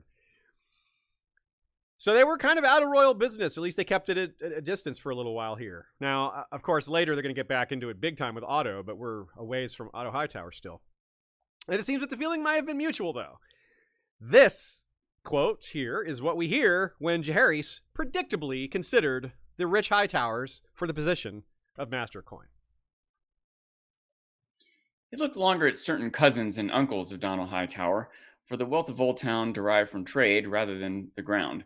But the uncertain loyalties of Donald the Delayer, when faced with Septim Moon, gave him pause. Mm-hmm. And note that he wasn't considering Lord Donald himself. But even the connection to Lord Donald gave him pause, as it says. Gave him reason to second-guess himself. I do want to read too much into this. I do want to read that he didn't trust anyone, even other Hightowers, because of Lord Donald. It's like, well, this Lord Donald, as long as he's in charge, we can't trust any Hightower. I was like, it may not have been that bad, but that's kind of what this quote says. He's like, he didn't want to hire any of the Hightowers because of Donald. So, I once again want to read some extra into this too, maybe. He might not have distrusted Donald or his cohort so much as he knew other people would. Oh. It might have been a bad signal to other people, and he just couldn't do it. Especially if you consider, from either angle, Donald might have already had his hands pretty deep into the business of Master of Coin. Yeah. So, like, look, man, I don't need to appoint you. You're pretty much Master of Coin anyway. In fact, when I appoint the Master of Coin, I'm just going to have him report to you. Like, you could see how he might have even effectively still been making Donald a Master of Coin, or indirectly, or whatever. Anyway. One thing Jaehaerys did, and I think this was a little later in his reign, we're not sure when this happened, was, and this is maybe something that the Lord Hightower would consider an overreach. He replaced Old Town's harbor master. You would think that's normally something you would do. The Hightower would be in charge of that, but Jaehaerys just You'd think the Lord of Port would be in charge of that, right? Yes, exactly. So he also did that in Maidenpool and Duskendale. Now, Duskendale is in the Crown Land, so that's a little, but still, you would think that the Lord Darkland would do that. And in Maidenpool, it would be Lord Mooten. So that was kind of interesting. And it's not said exactly why, but the strong hint is that it's for corruption. It's because of corruption. So, that might be seen as an overreach, but once again, coming from a different angle, it might have been a relief to Donald. Donald might have known there was this corruption, but he couldn't make a move against it. He would have family members involved or alliances that would get sorry, the king said, sorry, dude, I can't help you. The king said, he might have been relieved of this responsibility for dealing with this tough situation. That is possible. Yeah, definitely possible. Especially if there didn't seem to be any negative fallout from it, right? Yeah, so. Not that we know of. Yeah. One of the mysteries of Jaehaerys and Alysanne's marriage is how Alysanne found out that the regent and queen, or the hand and queen, weren't going to allow them to marry. Because Jaehaerys was like, I'm going to marry my sister. But they found out that they were like, no, you're not going to do that. We can't have you brother and sister marriage again. We're not going down that road again. That's terrible. Like this is part of how this all got started. Are you fools?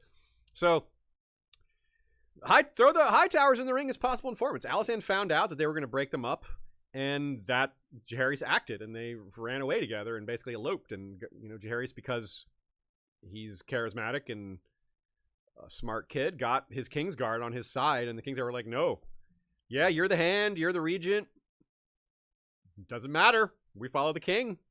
Yeah, he's underage, but doesn't matter. We don't care. We're following the king. So they stood him down. This was the what I called the new old Tower of Joy, because it was very, very much a Tower of Joy. The Kingsguard, holding on to a marriage and defending these guys against people trying to break them apart. And we have an episode on that, like I said. So none of the top houses wanted to see another top house marry the throne, bypassing the prestige. Like the Hightowers don't want the Velaryons to marry the throne. The Velaryons don't want the Hightowers to marry. None of them wanted that edge to go to someone else when you're in that like elite group of 10 or 12 houses that are near the top. None of them wanted the others to get that edge over them. So you can see why, hey, if I'm the Hightower and it's definitely not going to be us that gets this royal marriage, then let's let it be no one. So you can see why they would want to undermine that. Now, there's the other great houses could also be here in this. And so there's plenty of culprits here, to be sure. It's just, we're guessing the Hightowers are they're on the list of possibilities here, but we don't have any direct evidence that they got involved. It's notable that the High Lickspittle had no objections to Jaehaerys and Alysanne's marriage, but a different High Septon might have. So that's, yeah. Now, someone who was definitely against this wedding was Septon Matthias. Septon Matthias was a supposed descendant of the Gardener Kings, who stuck around. He was a big, large guy, very booming voice. He got so loud about it that Jaehaerys actually threatened him. He was like, keep running your mouth about my wife, and I'm going to sew your lips shut. And this is not how Jaehaerys normally talks, right? We've talked about how he's like the conciliator. That's not a very conciliating thing to say. And then he sent him home. He's like, you're out of here. But this is not the last we'll hear from Matthias, because where is out of here for him? Old Town. He left for King's Landing and goes to Old Town. So he probably immediately starts complaining to Lord Donald. It's like, he sent me home. I'm complaining about the marriage. Like, well, you shouldn't complain about the marriage. I don't know if Donald was willing to listen to Septon Matthias here. And Lord Rogar actually prevented the letter being sent to Old Town. There was a letter being sent to Old Town saying, Jaehaerys and Alysanne get married. Rogar's like, burn that letter. He went to the maester and was like, no, don't send that. Because he still wanted to undermine the marriage, and not for his own benefit. He wasn't necessarily trying to gain like a marriage for his own house. He just really, really wanted to stop the potential explosion of the realm finding out about it, because it's still been kept under wraps. It hasn't been publicly announced yet. And to be fair, their mom didn't want it either. Queen Alyssa also didn't want it. She eventually back down, like, look, they've got us. We can't do anything about it. The Tower of Joy thing, she gave. She's like, okay, they've outmaneuvered us, but Rogar didn't give up. So what did Rogar do next? He sent a covert, like, commando squad led by his brother Oren Baratheon to snatch Rhaena from the Sept and crown her, because he knew that was really Araya. He knew he was in on that, so he knew who it really was.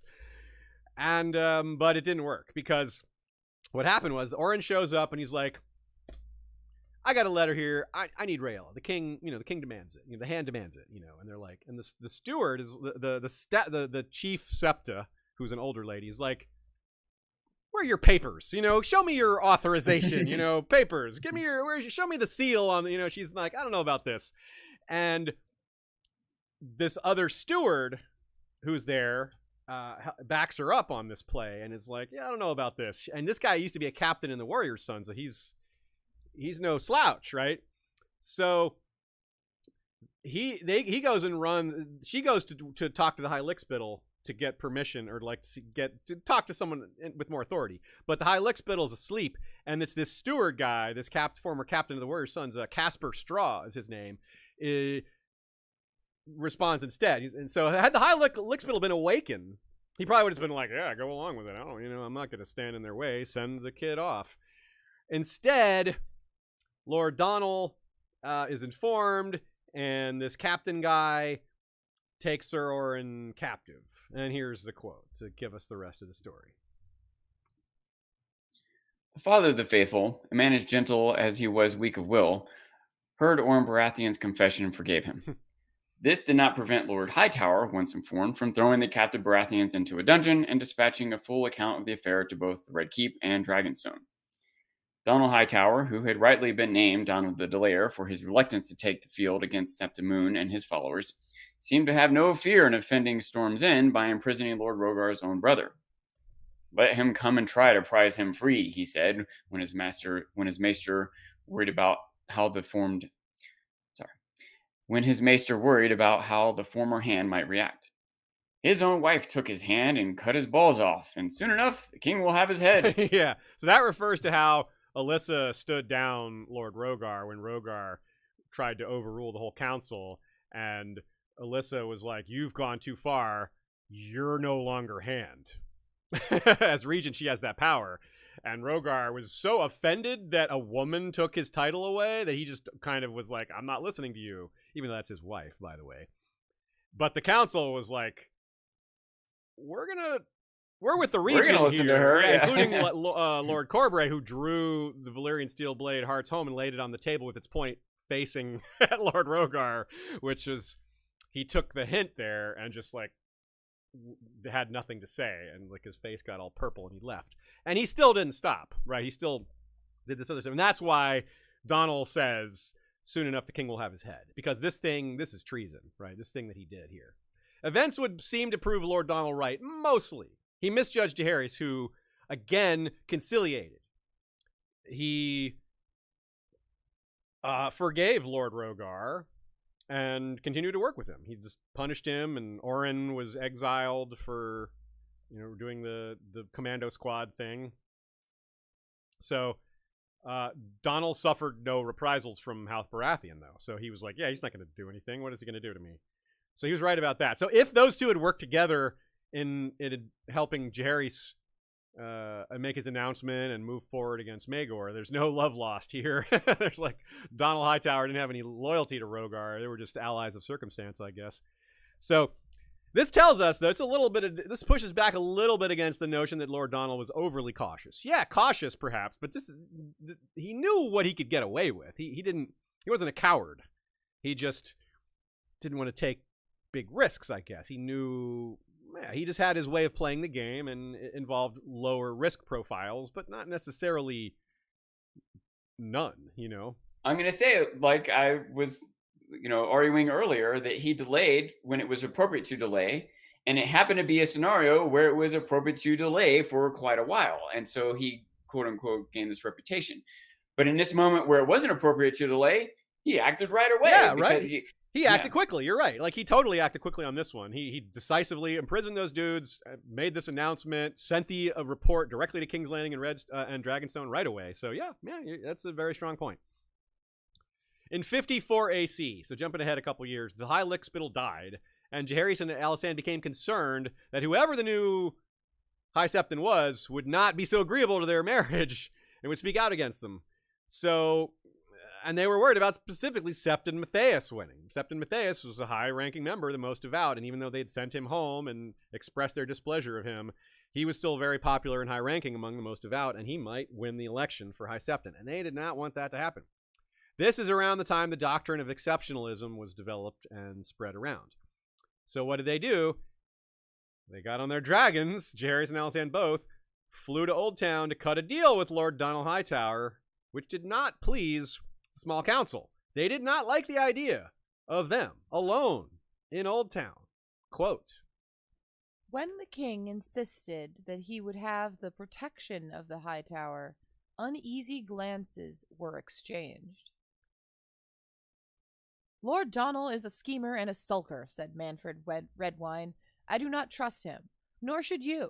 He does what he thinks best for himself, his house, and Old Town, and cares not a fig for anyone or anything else, not even for his king.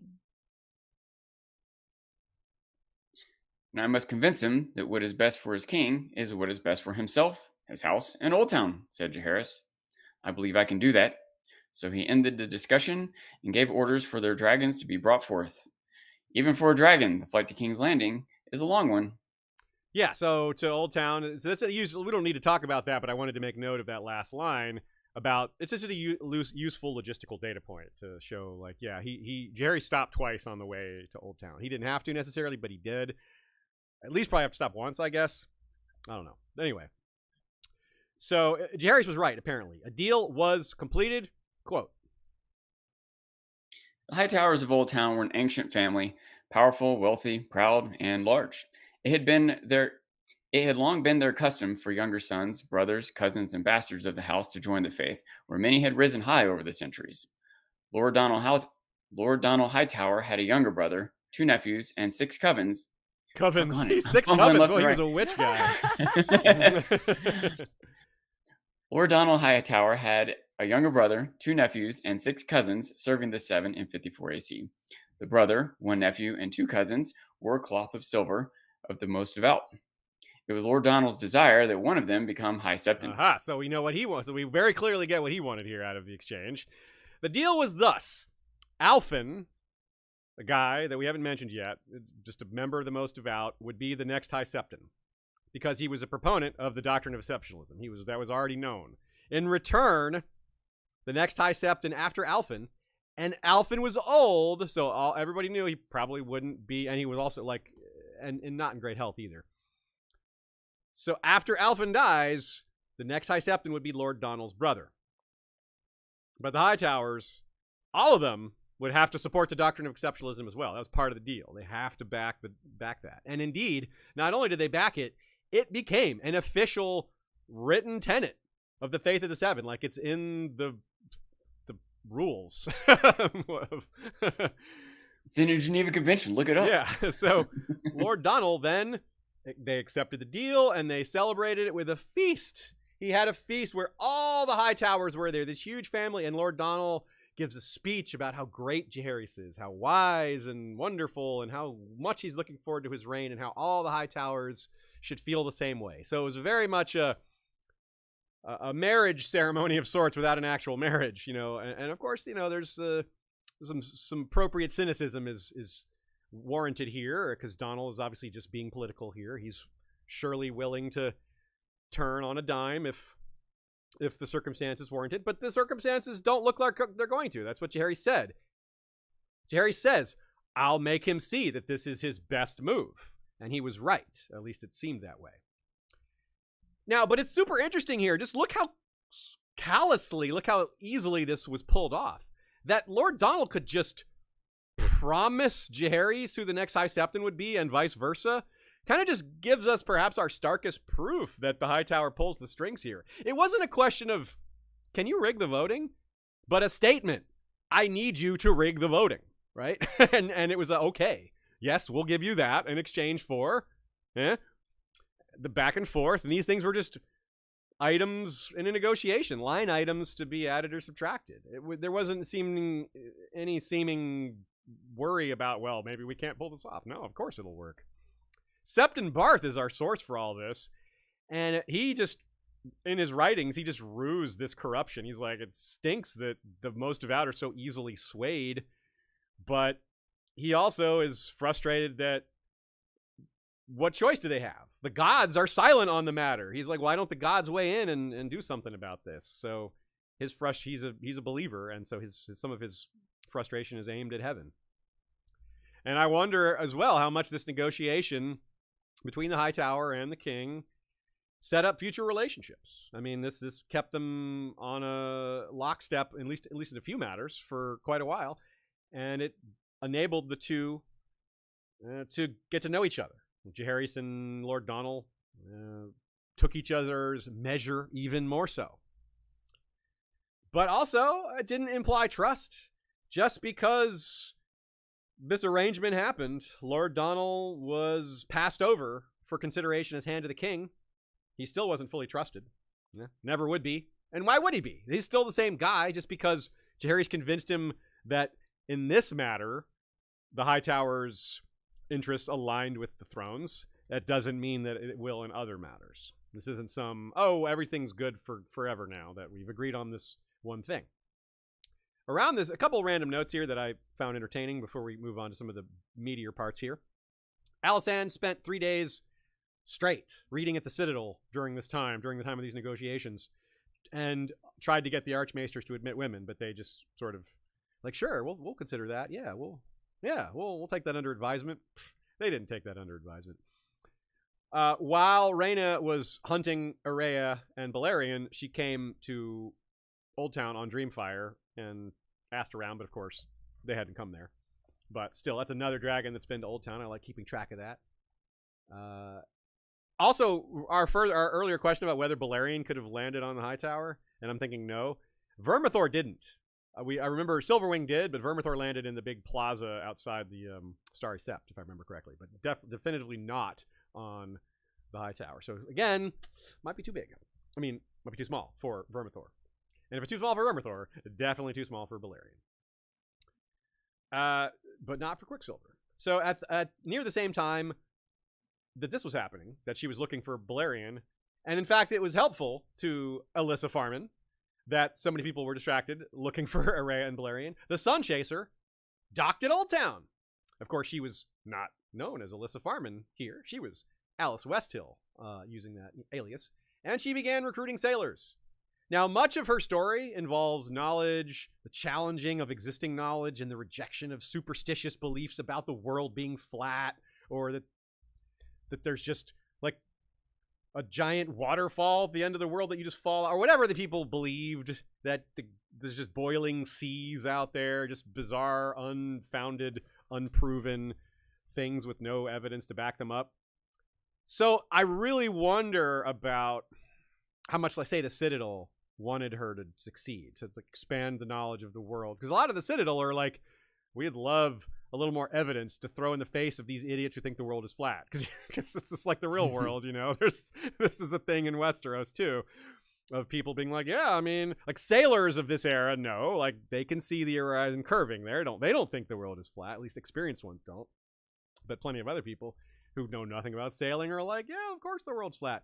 Someone living in the Hightower would not think the world is flat. They could clearly see, like, when I'm on the ground, I can see this far. Up here, you can see the curve. So, yeah. There's other things in the real world, too, that they're able to figure out, like shadows in different locations at different times. You could do calculations. There's a lot of evidence. And they would have maybe not only wanted this knowledge, but it would have brought fame and glory to their home for them to get this new knowledge, you know? Yeah, so this is pretty interesting. So I really wonder about that, like, what people in Old Town who were in the know, what they thought about this quest of hers. Like, I think a lot of them just wanted her to succeed. Some of them probably would have been like, she's not going to.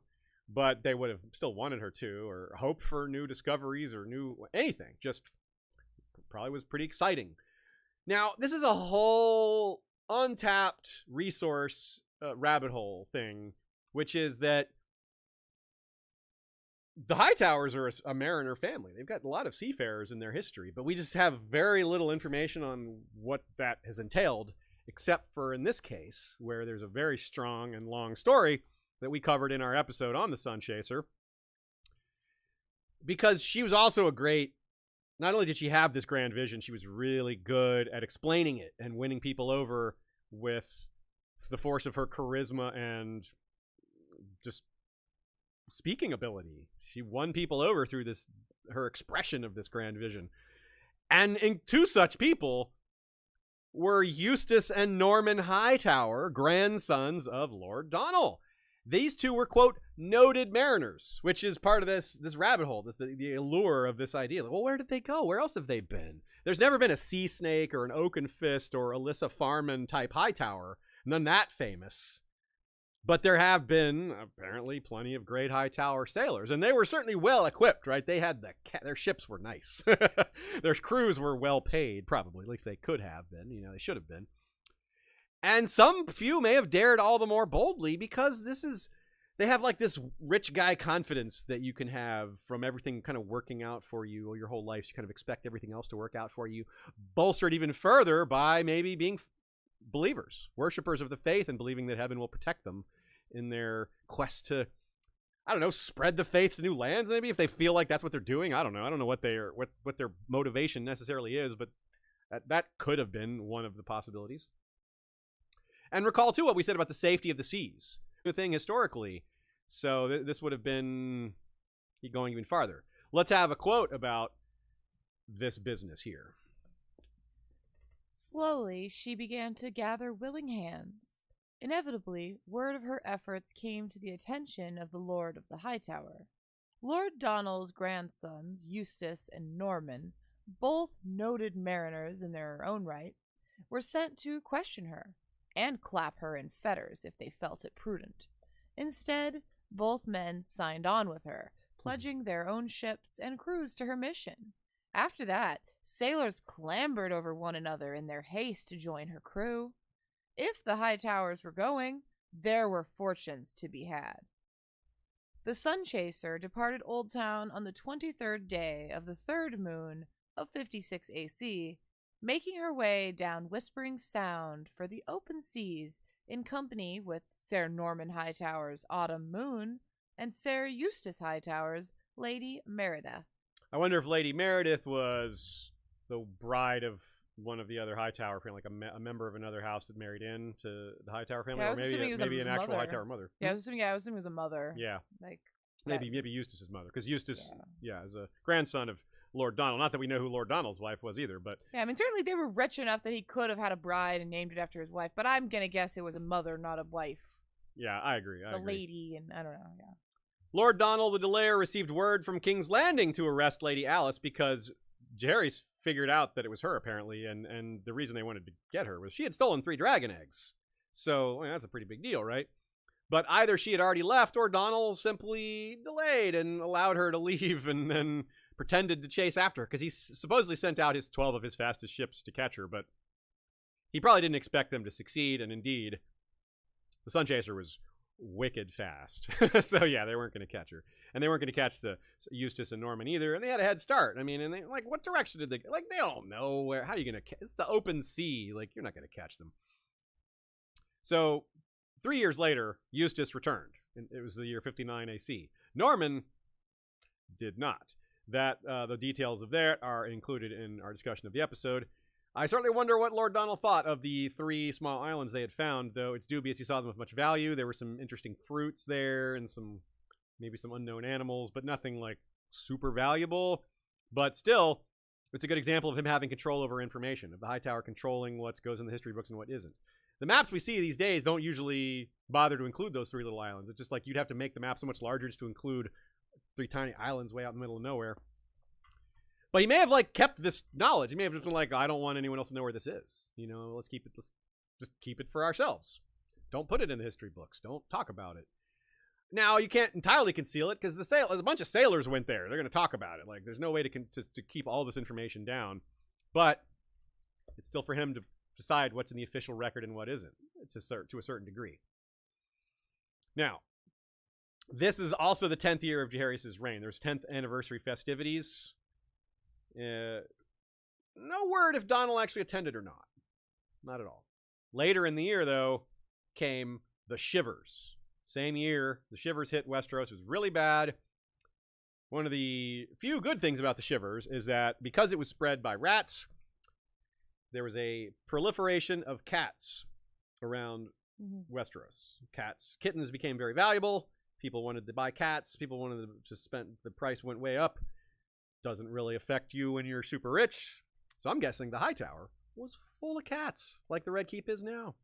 Probably might still be as well, because you don't want those rat. Like, any plague rat could could get up to the top of the Hightower. Like, that's the thing, that you can keep the doors closed and everything. Like, those rats can still get to you. But not if you have cats. Well, a lot less likely if you have cats. Here's a quote about how the city itself was affected outside of the cat population. The great port city of Old Town was especially hard hit, losing a quarter of its population. Eustace Hightower, who had returned alive from Alice Westhill's ill-fated voyage across the Sunset Sea, survived once again, but his wife and children were not as fortunate. Nor was his grandsire, Lord of the Hightower. Donald the Delayer could not delay death. He died shivering, so did the High Septon, 200 the most devout, and fully a third of the archmaesters, maesters, acolytes, and novices of the Citadel. Now, well, we have to consider this when we think about the fact that over the entire reign of Jaehaerys, the population of Old Town, or the Reach, of Westeros in general, doubled. So we can presume that this was a big setback in that, and then throughout the rest of Jaehaerys' 44 more years, or 45 more years, then it recovered and prospered, and all these good things happened. Now, we're not sure if Eustace's father died. He may have already died. And we're not sure who became Lord Hightower next. We don't have the name. It would have been, because other Hightowers likely died as well because of the shivers. This really throws the whole family tree for a loop here. Whenever a major disease strikes like that, it makes it harder to follow what happens next when multiple members of the family die, especially when it's such a large family to begin with that isn't fully charted. But I doubt Eustace didn't become Lord as far as we know, even though he was one of the survivors. And I kind of doubt he would have been allowed to go on this really dangerous voyage if he was, like, in the line of succession, but maybe not. Who knows? So it says the High Septon died. Now, we're not sure if this was High Septon Alfin, which would then enable Lord Donald's brother to become High Septon, as had been agreed on, or if this was that brother. That Septon Alfin had already died. So we don't know about that, which answer is true here. It's too soon afterwards for us to be able to guess. Yet again, the Hightowers were considered and discarded for the Master of Coin position once the death of Rhaego Draz happened. But what they may have wanted more, despite the lessons of the past, was a Targaryen marriage. Jaehaerys and Alysanne had a lot of children. Of course, this over time. This wasn't something that happened overnight, but again, we're talking about 55 years and, a lot of kids. Again, they didn't get their wish until later, but they did get it, as we see with Otto. So that's still coming, but we're getting close. In 70 AC, Sir Hobert was born. That's the Hobert from Fire and Blood. Hobert. Not the Hobert of TV. But although that Hobert may have these roles combined into one, because they make it simpler in the show, mostly. This is the Hobert that drinks with Ulf the White and joins the Caltrops later. He dies, he's like 60 when he dies, and so he's 70, so this is 70 AC. So the dance is still 59 years away from this point. At the Citadel, there's a plinth commemorating Jaehaerys' great road project. And we don't know when that was built, but it probably was built around then because the road project had started well before this.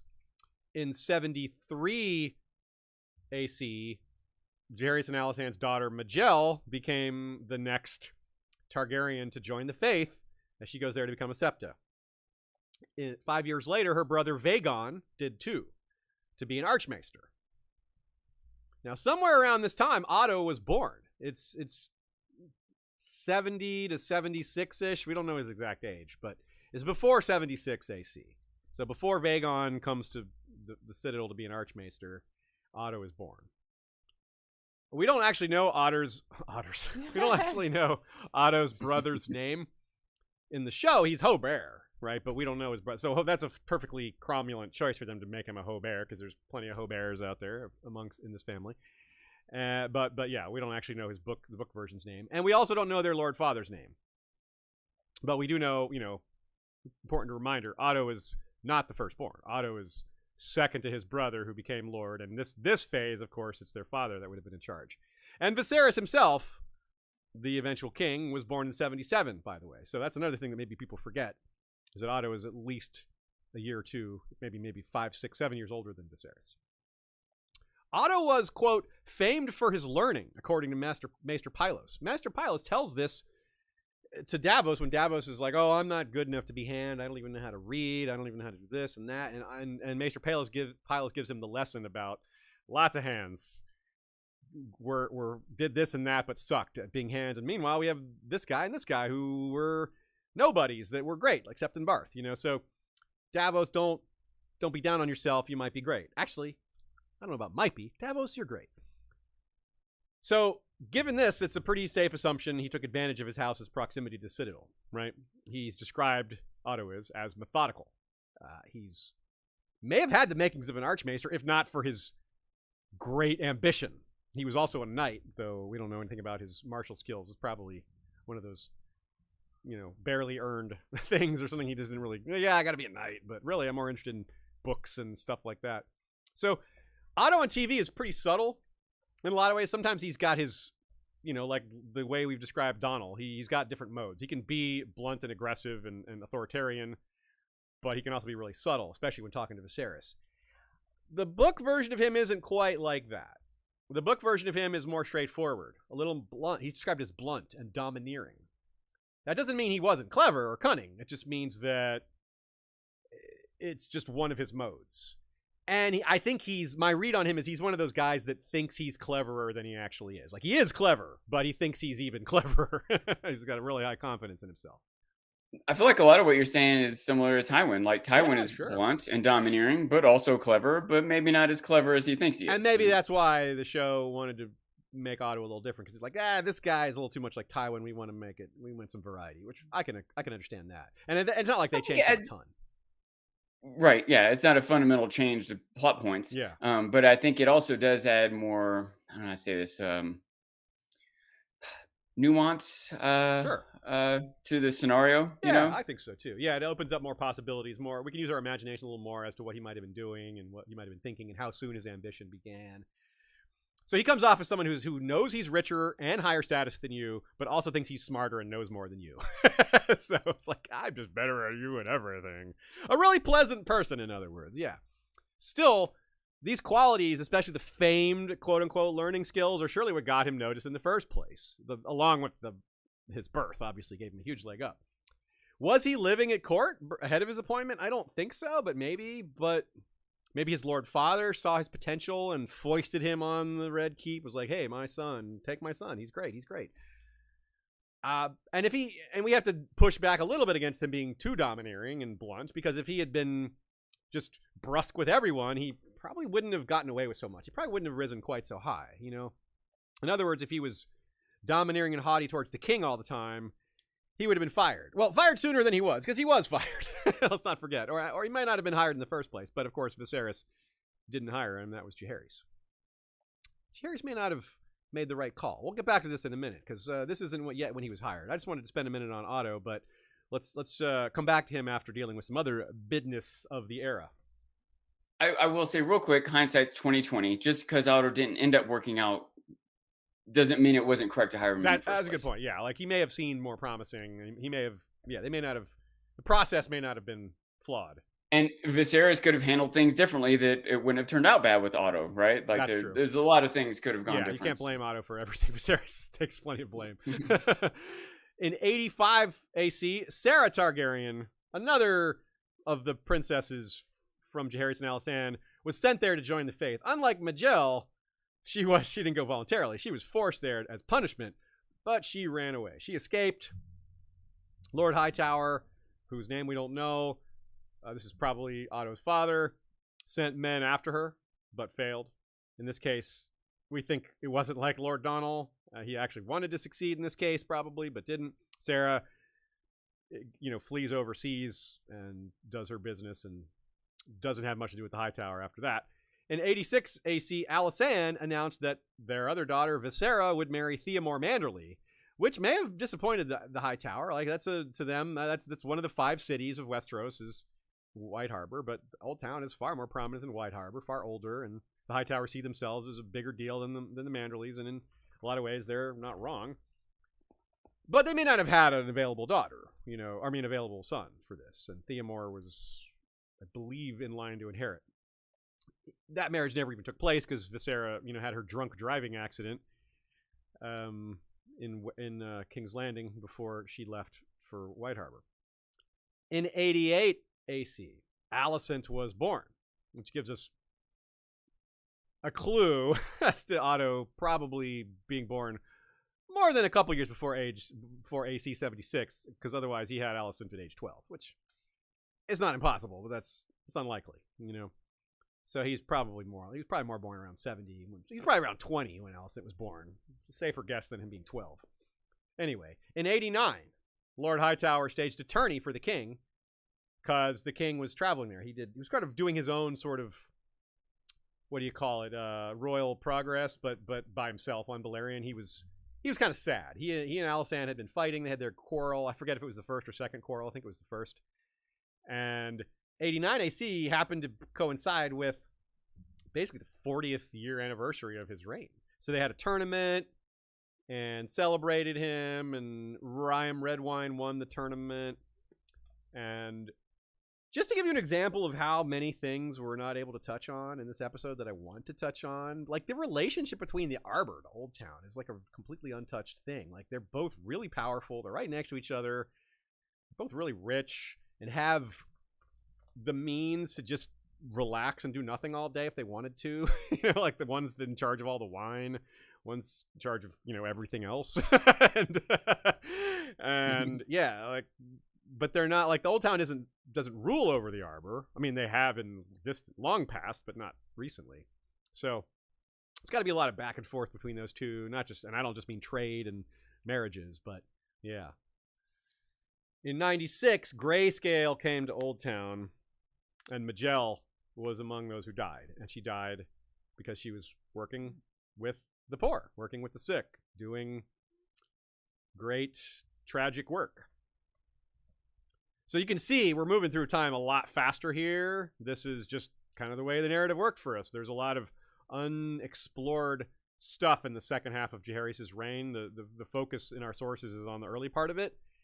And the same is true for a lot of Viserys' reign. There's a hyper focus on court and a little bit less elsewhere. We can infer a lot, and we have, but what I'm saying is there's a lot of room for additional stories to be told here. I'll have some more thoughts on that in the outro.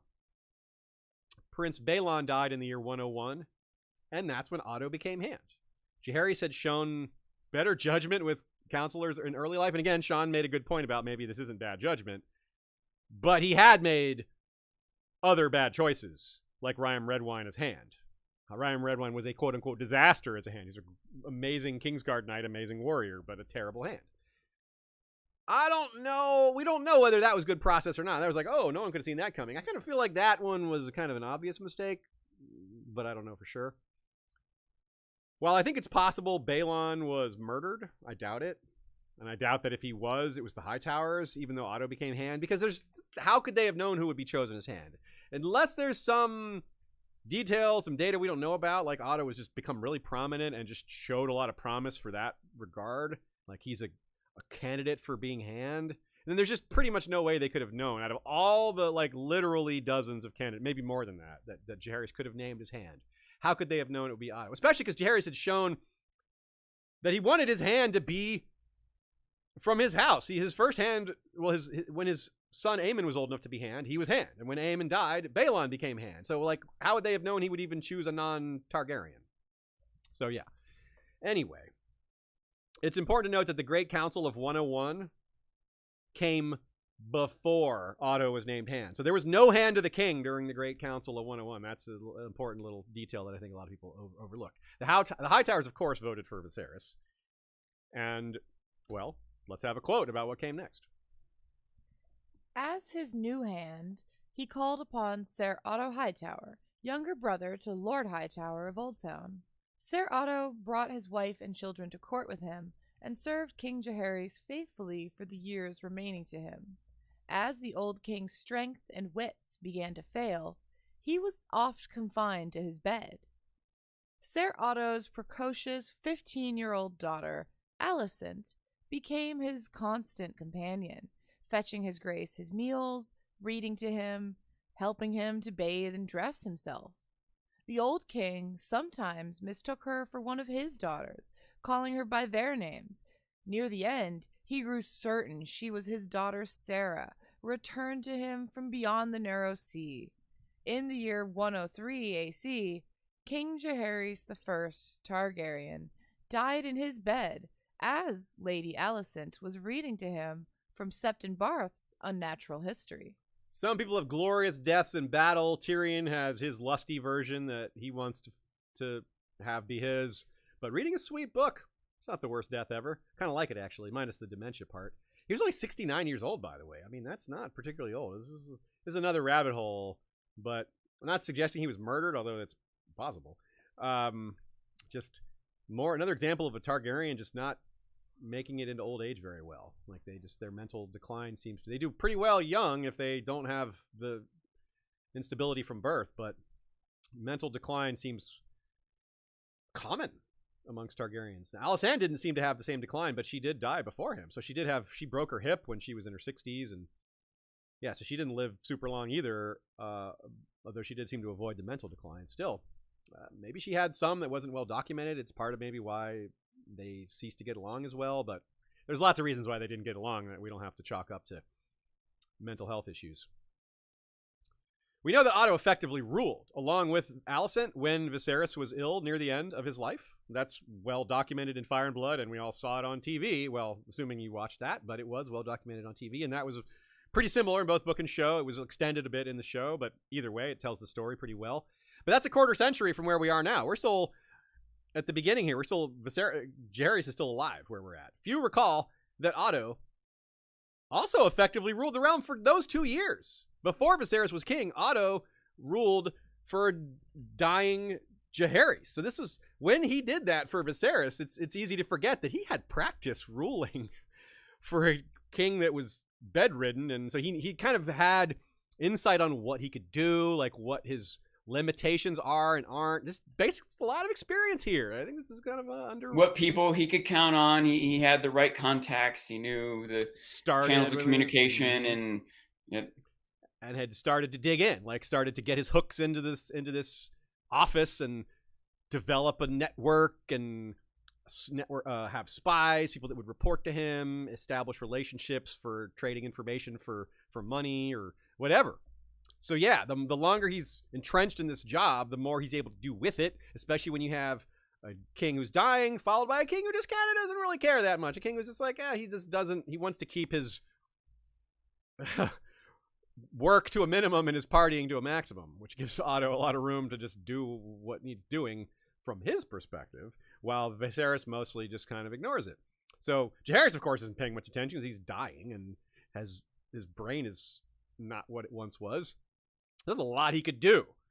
And meanwhile, his brother back there, the Lord of Oldtown, is his go-between or his helper, his backer or his advisor, all these things. They're plotting together, and he's got the resources of the Hightower to facilitate whatever networks he wants to build his hand to the king to make these things work super well and to connect them back to Oldtown. Double-edged swords here. Really powerful. I mean, we think about spy masters like Varys and Littlefinger who are really effective and really smart, but consider how little they had to start with. They had to work their way up to this. Otto just has all this, and he's not as clever as them, and there's something to be said for having to work your way up. Gives you a lot of qualities that you wouldn't have if you were just born with all this wealth. But there is certainly other advantages to be had by just starting with all that wealth and prestige and being able to just kick it off. Like, look what happened when people found out the Hightowers were joining Lady Alyssa Farman on her voyage. They're like, oh, the Hightowers are going? We're in. So just that, the name carries so much weight to it. Like, oh, Otto Hightower, eh? He's the hand? Let's go chat with him and see how we can both benefit from this arrangement. And he seems like the kind of guy that would play ball without, but keeping it subtle. He was still pretty subtle in this regard, even though he was dominant and haughty and all that stuff. So the massive resources coming back from Oldtown to assist him in whatever business he was getting into, I think, is a pretty big deal. Now, the show gave us some ideas as to, his brother's pushing him for this and that, and we don't know for sure that was happening in book canon, but it's a reasonable facsimile of what we would expect. Like, I agree with the show's imagination to, as far as going there. Like, yeah, that's very believable. It makes sense that this is how it would go. Yeah, I was gonna say I don't think it's a stretch at all. No. It's probably the most likely. It doesn't mean it is, but it does seem like the most likely. Yeah, little things like "Hail, hail, Aegon the Conqueror, babe," like that little thing, like that was really funny. But like, I kind of think they would do things like that. Like I thought that was a nice touch. Like that is little things they would do to push the opinion towards their son, their kid, the Hightower child, the Hightower Targaryen, rather than Rhaenyra. So, again, there's some other Hightowers that we mentioned. Again, Sir Hobart's around in this time. Otto's nephew, Ormond, that's his brother's son. Ormond is the one who eventually becomes Lord during the dance. Or not during the dance. He is Lord during the dance, but he becomes Lord before the dance. We just don't know exactly when Otto's brother dies and Ormond takes over. There's also Brynden Hightower, who's a badass warrior wielding a long axe in battle for Lord Ormond much later. And in the show, Otto's only given one son, Gwaine. In the book, he has plural sons. We don't know. The Gwaine's the only one we have the name for, though. And Gwaine in the books is not the eldest. And what is... Let's talk a little bit. Here's another quote about Otto, talking about how he transitioned from one king to the next. Sir Otto Hightower had continued in that office, serving the grandson as he had the grandsire. An able man, all agreed, though many found him proud, brusque, and haughty. The longer he served, the more imperious Sir Otto became. It was said, and many great lords and princes came to resent his manner and envy him. Sorry, I'm going to start the sentence over. The longer he served, the more imperious Sir Otto became, it was said, and many great lords and princes came to resent his manner and envy him his access to the Iron Throne. The greatest of his rivals was Daemon Targaryen, the king's ambitious, impetuous, moody younger brother. Will you say that again? It's the king's ambitious, impetuous. Okay, yeah. Last sentence. The greatest of his rivals was Daemon Targaryen, the king's ambitious, impetuous, moody younger brother. Yeah. So, of course, some of this we've covered a lot elsewhere. So we're going to try to keep this from the perspective of the Hightower. Of course, it's hard not to overlap some here and there. But yeah, anyway, this little caveat there. Yeah, one thought I had here was just thinking about something you brought up, I'm pretty sure, in the last episode. The idea that we've got to take a lot of the Hightower perspectives on the Hightowers with a grain of salt. Because they control so much of the history writing that it's going to be more self-preserving. Preserving? Is that right? Sure. Like they're going to make themselves look good in history books, right? But this is an example where Otto isn't now. This is maybe a time when their control over history is slipping a little, right? But it's still worth noting that he's not being presented in the most positive light here, especially considering he does seem to be a competent hand. You know? So I think that's noteworthy. It's also noteworthy that whatever angle this is portraying the negative bits to him is being pitched against Daemon, the ambitious, impetuous, moody younger brother. Like, well, it makes sense that maybe he's not going to get along with that guy who is, So yeah, that doesn't sound like someone who gets along with a lot of people. Either way, the Hightower saw the potential in this access to the Iron Throne, and these other lords saw it too. They were jealous of that. And they were jealous of it because of its value. And it also really tracks, just from human perspective, that the longer he served, the more imperious he became. The more he had his hooks dug into the throne, the more his position was established and entrenched, the more he could do with it, the more arrogant he got. That makes total sense. Now, and of course, his access and his attitude surely jumped massively when Alicent married the king in 106. I mean, that just must have made him felt nearly bulletproof. Like, how is he going to not have huge influence now? His daughter has married the king. Now this is kind of unusual, right? This is a good example of soft power. There is pretty much no way Alicent marries the king if Otto Hightower is at hand. There's almost no way he even barely takes notice of her otherwise. Now, of course, part of this also started with Alicent being at court for Jaehaerys and getting, ingrained in the family, being a familiar face around court and all this stuff, and that. But it started because of Otto's hand. That was the hand under Jaehaerys just as much as Viserys. So it said he brought his family to court as soon as he was hired as hand. So Alicent had been there quite a while. Like a good portion of her upbringing was at the Red Keep. And we can only imagine that his haughtiness, like I said, it jumped even more. And we said he maybe wasn't so domineering toward the king, and maybe he reserved that for everybody else. It seemed like he started to get haughty and a little bit domineering even towards the king, because this is when we're getting close to the time when he pushed too far and got fired. Nina writes, and remember, no one was holding a gun to Viserys' head and saying, keep Otto Hightower's hand. He could have named a new hand when he became king, but he, as Viserys' pattern seemed to be, if it ain't broke, don't fix it. And it's really hard to convince Viserys it's broke. So he thinks things are fine most of the times. He rarely thinks anything needs fixing. So, and no one forced him to marry Alicent. Like neither of these things were. We want to blame Otto's ambition for some of these things, and that's fair. But Viserys had to accept them, and he could have easily said no to any of these things or chosen someone else or any of that stuff. So yeah, you gotta blame Viserys a lot here. Nina points out that the Hightowers were doing things that are unethical, but every house would have done the same pretty much. They would have all wanted the same things that Otto got, and they would have not necessarily thought his methods were wrong. They would have just been jealous, not like, oh, he was dirty to do that. No, they would have tried to get their daughter married to the king too. They're like, fair play, you know. So, but ultimately, it's come to Viserys.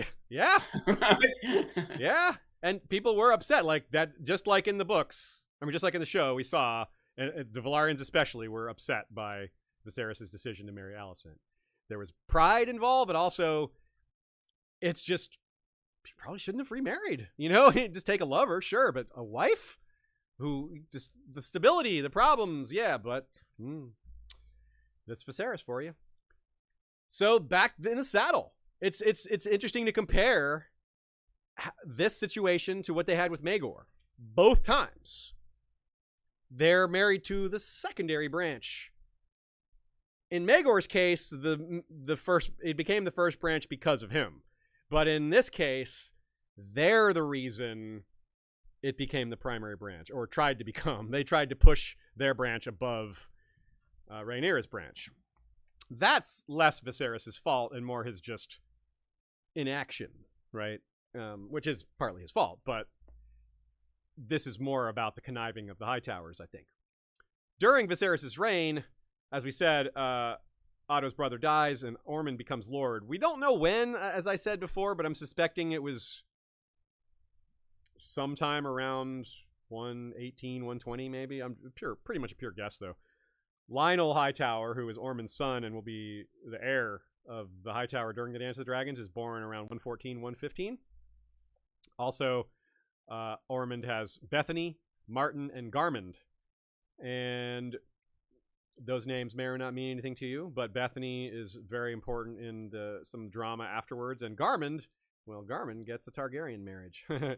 Otto pushed for Rhaenyra because he feared Daemon would be another Maegor, which is a really interesting thing to consider given what we just said about the Hightowers having had this experience with Maegor very personally before. How did they feel about that on a personal level? We know maybe how they felt on a political level, on a realm level, but like, this is personal. Maegor was an in-law of theirs only 40 years or 60 years prior. 40, 50, whatever. And we know Otto did various things to undermine Daemon, and Daemon to him. They had their back and forth, as we see. He removed him as Master of Coin. He removed him as Master of Laws, and then he became Lord Commander of the Gold Cloaks, which kind of backfired because then he had a bunch of armed men under his command right there at the Red Keep. So it's a good example of Otto maybe not making the right choices for his own benefit. Anyway. As the quote notes, Otto was off-putting too. Daemon was maybe not as bad as Daemon, although maybe he was as bad, just depending on who you're speaking to. Some people like Daemon more, some people like Otto more. Some probably hated them both.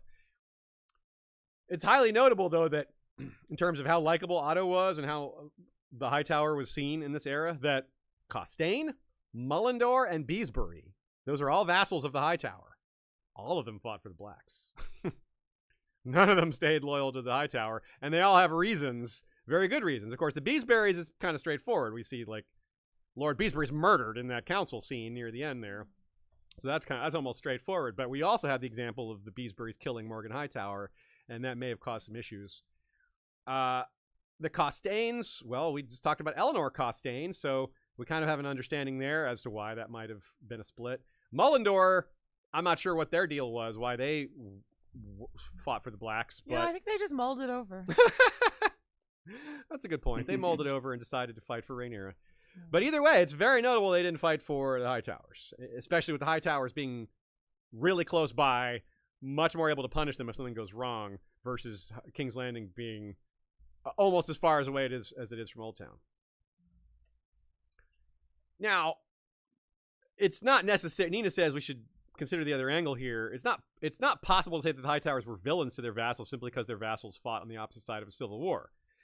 The Blackfire Rebellion gives us a ton of examples of houses joining with Daemon over the Red Dragons, and that includes going against their overlords. So it's not super uncommon. And Robert's Rebellion, same thing. Stannis talks about what a difficult choice it was to fight for your family or for your king. So lots of lords and ladies have had this difficult decision over time.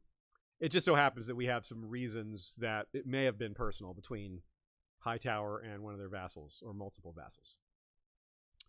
But before that had happened, before the war breaks out, we got 30 years of maybe back and forth of Lord Hightower and his son Ormond, and maybe even a little bit of Otto, because remember, Otto was fired, so for a while he was back at Old Town. It was a good 10 years of him being back in Old Town.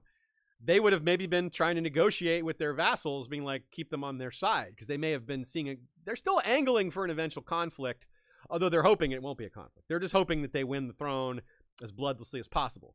But they have to know that it might not go that smoothly. And to prevent that outcome, they want to you saw what they did. They tried to just win through sheer force. Like, you don't even want to fight us because more than half the realm is already on our side. They wanted to try to keep the blacks from even trying. They're like, look, there's 80% of the realm's on our side. You can't win, Don't even try. They wanted to overwhelm them before it even got started. So you would think that this would include trying to make sure their own vassals were on their side for when that moment eventually came, if it came. I also wonder if Otto had anything to do with Viserys not claiming a dragon. I wouldn't think he would push Viserys to not claim a dragon. He might push Viserys to claim one, and Viserys is like, nah, I don't want to. I don't want to have a dragon. But it's kind of interesting to wonder if there had been any conversations of that regard. Because Targaryens usually have dragons, and Viserys was like, Balerion died, I'm good. I wonder, I would have pushed that way. I can imagine him maybe not pushing him to not get a new dragon, but not pushing him to get a new dragon, Viserys is fine that happening. Hey, Otto's happy with him not having it too. Yeah, yeah. And I also wonder later, remember Rhaenyra's children, their eggs hatched. Her Valyrian children, their eggs hatched. And there were a lot of people who didn't expect that to happen. I wonder if the Hightower expected it. We know Alicent expressed that she was surprised it would happen in kind of frustration that those eggs hatched. I wonder if the Hightower expected that. Did they consult the books? Were they like, yeah, we don't think they're going to hatch? And Alicent was acting on that. Maybe that came from a point of knowledge rather than just wishful thinking. She's like, oh, of course those eggs won't hatch because they're not true Targaryens. But maybe there was some real lore behind that belief rather than just a, petulance, which it may have been. So that's interesting as well. Now in 109, that's when he had pushed too hard and was fired about the matter of the succession. But by then, Alicent was well established. So it's almost like he could afford to take this risk because even with him gone, Alicent was still had her hooks in Viserys by this point and had a lot of sway over what he was doing. Remember, this is a much older, wiser, and angrier version than the show gave us. So she had a following and a not just Criston Cole, although she didn't have Criston Cole in 109. She had a lot of people that supported her because of her dominance, because of her strong personality and her high place and high station. We can assume there was a lot of correspondence. Otto sending letters to Alicent, sending letters to her, to back. Other Hightowers getting involved maybe. Corresponding with talking to his brother, getting his advice before sending things to Alicent. Alicent might not always do what they thought was best, however. She may have her own ideas and who knows. For example, here's a good one. in the show, we saw Otto make the very odd offer of Aegon to Rhaenyra. Now, it's even odder in the show because Aegon's 2 and Rhaenyra's like 16. In the books, it's a little less weird because Aegon's 6 and Rhaenyra's 16. Still pretty weird, but a little less weird. But the more important point here is that Alicent makes that offer, not Otto. But it may have been Otto's idea, but it doesn't have to have been. Like, it easily could have been Alicent's idea. Like, they're going for the same goal. But it's interesting to note, just as a point of, as an example of, Alicent may have made the offer, may have wanted to make the offer, but she may have consulted with Otto first. I mean, like, well, what's the best way for me to bring this up, maybe? Is there anything you can suggest for me to, like, how to approach the conversation or something I can say to... Anyway, she may not have needed that, but it's entirely possible she was. And I think Hightower pride might have mattered a lot here, too. Sure, the ambition is huge, but if they lose to House Velaryon in this sort of competition for Viserys, that's one thing. But if they lose to bastards, I think that actually matters. Like, we sit here going, we don't care. But put yourself in the shoes of these super high-ranking nobles. To them, bastards are just so wrong.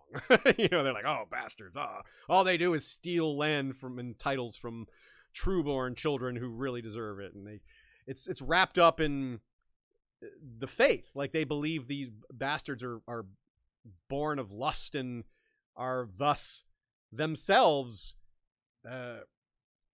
spoiled goods. You know, they're spoiled by the gods. Haven't blessed this union. This child isn't born under the auspices of the Seven, so something's wrong with them. This belief might be a little bit more prominent in Hightowers, or at least the way they want to present themselves to their constituents and vassals, because they got to keep up appearances that they're believers in the faith. Which brings us as well to how much the faith started to move in at King's Landing during this era. We see Daemon and Rhaenyra like, what is all this stuff? What are all these 7-pointed stars doing here, man? Like, that also happened in the books. It didn't happen quite the same way. But yeah, there's a lot of them cloaking themselves in the faith to make their actions look justified. And that includes heraldry and iconography and speeches and performances and meetings with the High Septon, just public events to show their piety. And in addition to that, it may have manifested its false confidence. Like, the Hightowers are proud, and pride leads to confidence in a lot of ways, false confidence in this case, as I'm saying. Surely that woman will not become queen over the boy Aegon. That kind of attitude, that like self-perpetuating belief that because it's what they want, it's gonna happen. And maybe Alicent didn't need their advice on handling her own husband, but she may have wanted advice on how to split Daemon from Viserys, how to put a wedge between the two, or how to keep Rhaenyra from gaining powerful supporters, or how to use more ways to use the faith to their advantage, to rise their branch of House Targaryen above the Valyrian side. Remember, Viserys considered marrying Rhaenyra to the Prince of Dorne at one point. I wonder if Alicent weighed in on that one way or the other, like, no, don't, or yes, do, or I don't know. I'm not sure whether they would have wanted. I think no. I don't think they would have wanted Dorne brought into the realm at this point, but maybe they would have seen a benefit to it. I mean, I think if you think that there's a risk of you not wanting Rhaenyra as queen, right? You don't want her married to the Prince of Dorne, because then you're just gonna lead to her having like a whole kingdom able to defend her. That's true. It's a whole other kingdom. Like, a kingdom that would support her being king specifically. They're more used to the woman being in charge, yeah, right? It's very dangerous. Like, if you marry her to the Prince of Dorne, if you think she should be king, I mean, it should be queen. But that's the only way. So you're right. Okay, so I think you're right, both of y'all. So I think Alicent probably was like, no, like, let's not do that. And she may have written Otto and been like, well, how should I best talk him out of this? Like, I'm trying to talk him out. And like, I'm not saying Alicent constantly needed advice from her father. She could have done a lot of these things on her own, but that option was always there. She might have wanted him to weigh in. Just maybe he says something she didn't think of. You know, maybe he has some advice. Like, he has a lot of experience, so you can see why she might. He's her father, you know. She might be getting advice from her father one way or the other. Where she wants her to ask for it or not, he still is probably giving it to her. Yeah, he's domineering, haughty. He may have been sending her unsolicited advice, and some of it may have actually been useful or, okay, well, you make a good point here, Dad. I'll do this. Grand Maester Runciter died in the year 112 and was replaced by Grand Maester Melas. Interesting point. Did the Hightowers weigh in on who was going to be chosen as Grand Maester in such an important time, or did they not care that much because Viserys is already kind of a pushover and they're kind of getting what they want? I don't know. Melas may not have been, if they chose him, I'm thinking they didn't get what they wanted, because Melas encouraged the match between Laenor and Rhaenyra. He encouraged the Velaryon match here. But everybody knew Laenor was gay, so maybe he was doing that to encourage a dead-end marriage. Like, maybe they were thinking there wouldn't be kids here. Maybe that's what they thought would happen. They're like, Laenor's going to marry Rhaenyra, and they won't have any kids, and that's our chance. We'll be, we get to inherit that way. It's a better opportunity for us to usurp their line if it has no descendants. It's a really good flaw to expose in a bloodline that it's going to die. It's going to end. So they may have thought they could sneakily end Rhaenyra's line by marrying her to a gay man. It obviously didn't work because they got around that with a certain strong method. Melas was also considered a friend of the king, but this is a weird point. They say Viserys considered Melas a friend, but Melas actually floated in his histories that Viserys might have been the one to murder the Strongs. Doesn't sound like something a friend would do. Openly accuse you of murder. But anyway, that's kind of an odd moment. But Viserys considers everyone his friend, so Anyway, he was not particularly successful with his treatments. In the show, dragged this out a lot longer. But in the book, remember, Viserys' hand injury occurs much later in his reign, and he is unsuccessful with his treatments. And it's Gerardis, Rhaenyra's maester, who comes and amputates the fingers, and that actually seems to do a decent job. Alicent complains and is like, no, you maimed him. Call my maester from the Hightower instead to replace him. And Rhaenyra's like, Gerardis already did a good job. Use him. And Viserys is like, I don't choose the Grand Maester. You don't choose the Grand Maester. The Citadel chooses the Grand Maester. And Alicent's like, yeah, my family. But they sent Orwyle. Orwyle seemed to bow to Otto on most wishes. So it seems like maybe Alicent got what she wanted, even though it wasn't the precise maester she named. She got someone that mostly did what Otto wanted. So, and of course, by the time to 127, Otto is back by then. Now, I would also want to know the Hightower reaction, Otto's especially, when Daemon had children with Laena. Whose daughters would they marry? I mean, who would those daughters marry, rather? Whose sons would those daughters marry, they'd wonder. Like, maybe they even considered marrying them into their family, but nothing really ever happened there. Except when it did way, way later. And in 114, Daeron, who became Daeron the Daring, was born. So that's important because Daeron's going to live in Old Town. We'll come back to that in a minute. It was the year 120 when Otto came back to the Red Keep to become Hand again. I'm assuming his brother was dead by this point, and so he had probably been in Old Town when his brother died, and Ormond became Lord of the Hightower.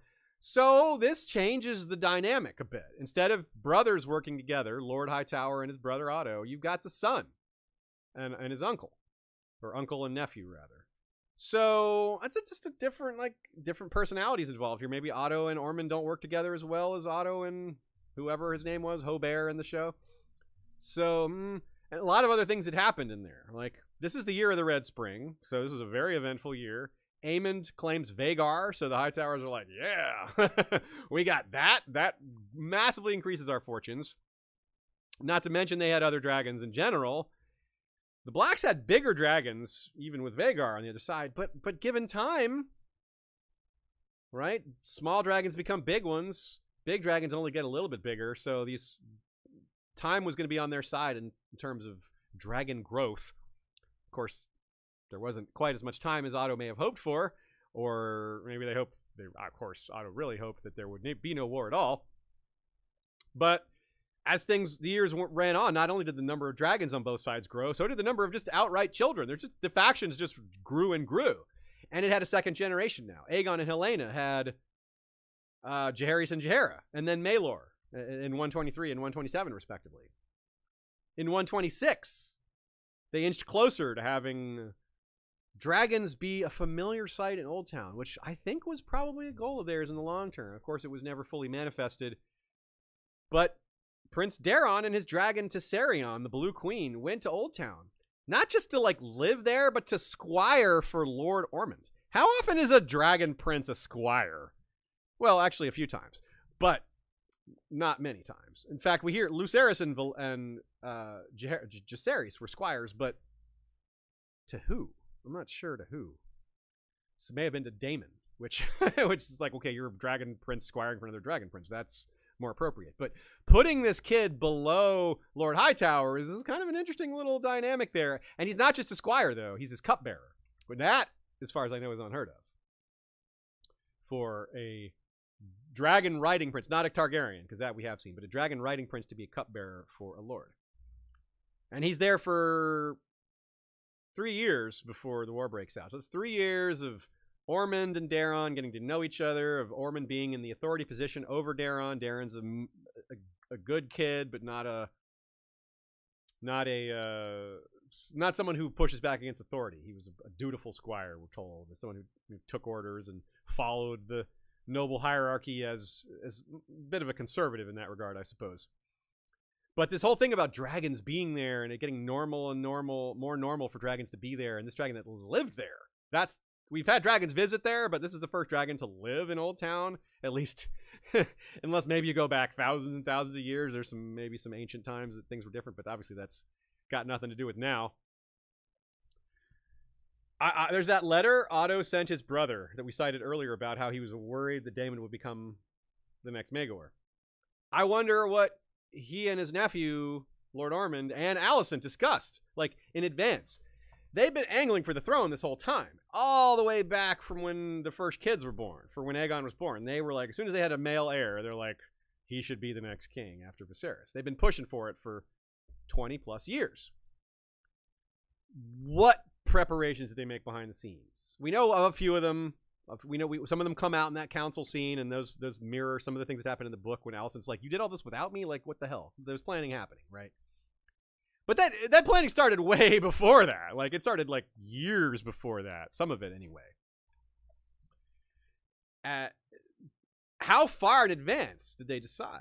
Like, that if it came to it, they were going to full-blown usurp. If Viserys never agreed, well, we're still going to do it. When he dies, whenever that is, I don't know that's when it's going to be, but they knew he wouldn't live a long time. It was pretty, that writing was on the wall before he cut his fingers off. But it was really on the writing on the wall after when he did, because he was already like someone who partied too hard, wasn't very healthy, drank a lot, gained a lot of weight, his face was red all the time. Yeah, just an unhealthy guy.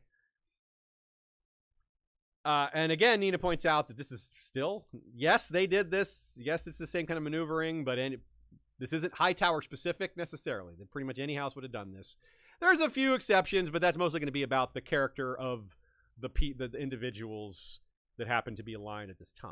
Like, even aside from Hightower, do you think the other members of the small council and other lords nearby or around the realm didn't have contingency plans? Mm-hmm. You know, I'm sure there was, some plans maybe are too risky to talk about, right? If it gets heard, or someone, it could go bad. But some people were probably had enough confidence in each other that they would discuss the contingency plan, that maybe even some things don't need to be discussed. They just like, yes, obviously X, Y, Z is happening.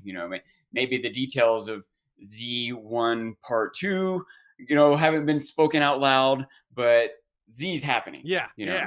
Nina says, just another Westerosi aristocratic family in a world which operates on dynastic ambition. Yep. Absolutely. And to be fair, they're more positioned than most houses to be able to facilitate some of these things, which isn't in itself evil. It's just they know that they have more means to do this. And we also wonder as well just how many other houses just reached out to the Hightowers and said, yo, you can count on us.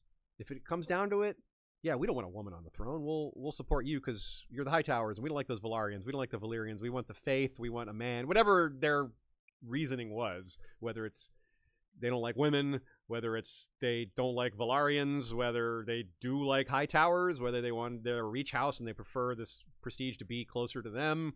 A lot of reasons. But the Hightowers would be going around and like sounding that out, like, hey, what if things were to come down? Like, what do you think of a queen? Like, what do you think of? What's your opinion of us having a queen? You're like, oh, I hate a queen. They're like, okay, well, maybe we should talk to you a little more then, because we also don't want a queen. And if they're like, I think Queen Rhaenyra would be just fine, they were like, next, moving on. Okay, write them down in the no column. Watch out for this house later, and unless there's a change at the top, like the son takes over for the father. Maybe they check in again. Maybe the new change of leadership also involves a change of attitude about whether they want a king or a queen or whether they prefer one to the other. So near the end, when Viserys was sick, they knew their chances were peaking, because not only was Viserys not long for this world, as they saw it, they could probably see like he's maybe got a few years left in him, but they knew that he wouldn't be around 10 more years, most likely. So they had to prepare for the inevitable, and at this time, it was easier than it might have been, because with him being sick, they're given control of the day-to-day operations of the realm. The show did a pretty good job of showing how backed into a corner this put Rhaenyra's faction when the Hightowers are basically getting to make the Viserys' decisions for him. So of course they're going to make decisions that are in their favor whenever it comes to that. So this is why so many people suspect Viserys was murdered. Of course, the show doesn't give us that, but that's not important. The book maybe suggests a possibility. I don't think they did, but it's definitely possible, because man, the timing is pretty good. Nina doesn't agree with me, so we'll give you a counterpoint here. She says, while it may have been somewhat immediately logistically convenient that Rhaenyra was pregnant, the Green faction was not in any sort of complete control of power, nor do I think they gained by killing off Viserys. So long as Viserys remained alive, there was a chance that he would change his mind and just name the son instead of his daughter. Maybe Rhaenyra would do something to piss him off, like she had done things to piss him off before, so maybe she would change her mind. So it's again that soft power angle that if all they need is the king to change his mind, and it avoids so many problems. So if they kill him, that chance is gone, and it almost certainly turns to bloodshed, and then anything can happen. Not to mention, in the meantime, they're basically ruling in his stead. Like, they would love for him to stay alive, incapacitated as long as possible for a bunch of different reasons. I'm very much on Nina's side. Okay, here. Great. Okay, that's good. I'm glad to hear that. I think you guys have a very strong point here. Now, they may have seen it differently. They may have thought, look, this is our best chance. Yes, it might be better if we wait. But they've been trying to convince this guy for 20 years, and he still says no. Like, maybe they just had given up on him changing his mind. So there's that possibility as well. But I still agree. I don't think he was poisoned. The timing was quite interesting, though, that the Rhaenyra is like at her most laid up. She's the most at her least able to react. So, but of course, Rhaenyra is not the one they need to worry about. It's Daemon, and some of these others. Rhaenyra's orders are important, but she wasn't going to hop on a dragon and burn them anyway. That wasn't really her thing. She's not really a warrior. So yeah, so there's not the fact that she's laid up may not be that big a deal. Like, well, Daemon's not laid up. Like he could hop on Caraxes and get to business right away. So they wouldn't have thought it was necessarily a window where he was out of action, and he's kind of the one they really worried about. So y'all make some good points here. There are some arguments that the Hightowers poisoned Viserys. Like, I can see some reasons why they might have done it, right? But I could see some reasons why Daemon might have done it. Sure. Yeah. But I don't think anyone really believes or expects that, because there's so many reasons why he wouldn't have done it. And that's kind of how I feel about the Hightowers. There are some reasons, but I think the reasons against outweigh. So cool. So whether or not they helped him along or not, and I think y'all made great points. I'm gonna say headcanon they didn't. They were definitely ready for it, though. They knew that he was going to die. They were prepared for the eventualities. Like, when he dies, X, Y, Z all kick off. The first of them being the servant that found him dead immediately went to Alicent and told her, and she almost certainly went and told Otto next, and they enacted their plan. Now, remember that book version, there's none of this Alicent being left out of the advanced planning stuff, so we can discard that notion. It just looks like they were ready to go along with it, most of them. Like, Otto had already suborned them, Alicent probably as well, had already won them over. And let's not forget, Lord Commander Criston Cole had that role for 15 years at this point, whereas in the show he wasn't Lord Commander at all until Harold Westerling walked out. So they had more hold over the court at this point. There wasn't. Remember that how Allison got what she wanted a lot of times because Kristen Cole was standing behind her and threatened, being like, "You don't give her what she wants, you got to deal with me." That wasn't the dynamic in the show as much because of Harold Westerling being a counterpoint. It was the dynamic, but Harold was there to kind of balance that out. In the book, there's none of that. There's no one to balance out Kristen Cole at court nearly as much on the day-to-day. There would be times where Damon's at court or whatever, and other people maybe. But she had a lot more weight behind her for longer, and she was older and wiser. So this is pretty important. Other than Beesbury, the others were just kind of like, yep, let's go along with it. Orwell claims he was against it, but that's most likely post facto. He's like, after the fact, he's like, yeah, I tried to stop them. But what could I do? You know, I was like, yeah, did you, Orwell? Did you? So it seems like they mostly were ready to go along. Otto and Allison had discussed this in advance, probably with Laris as well. And Laris is the one who said, let's take a blood oath to make sure we all are together and do all that business. What other Hightowers were included? There's a lot of ways we can look at this and look at the preparations, but I'm curious, like, Gwaine and Otto's other sons, were they in on it? What about Brindon and Hobert and Ormond's children? How many of them knew this was the plan? Gwaine was named almost immediately to be second in command of the Gold Cloaks, but that doesn't mean he knew anything ahead of time. That just means they had a plan for him. It doesn't mean he was included in the scheming. Aegon II wasn't even included in the scheming until the last minute. They like woke him up and was like, hey, dude, time for you to be king. He's like, what?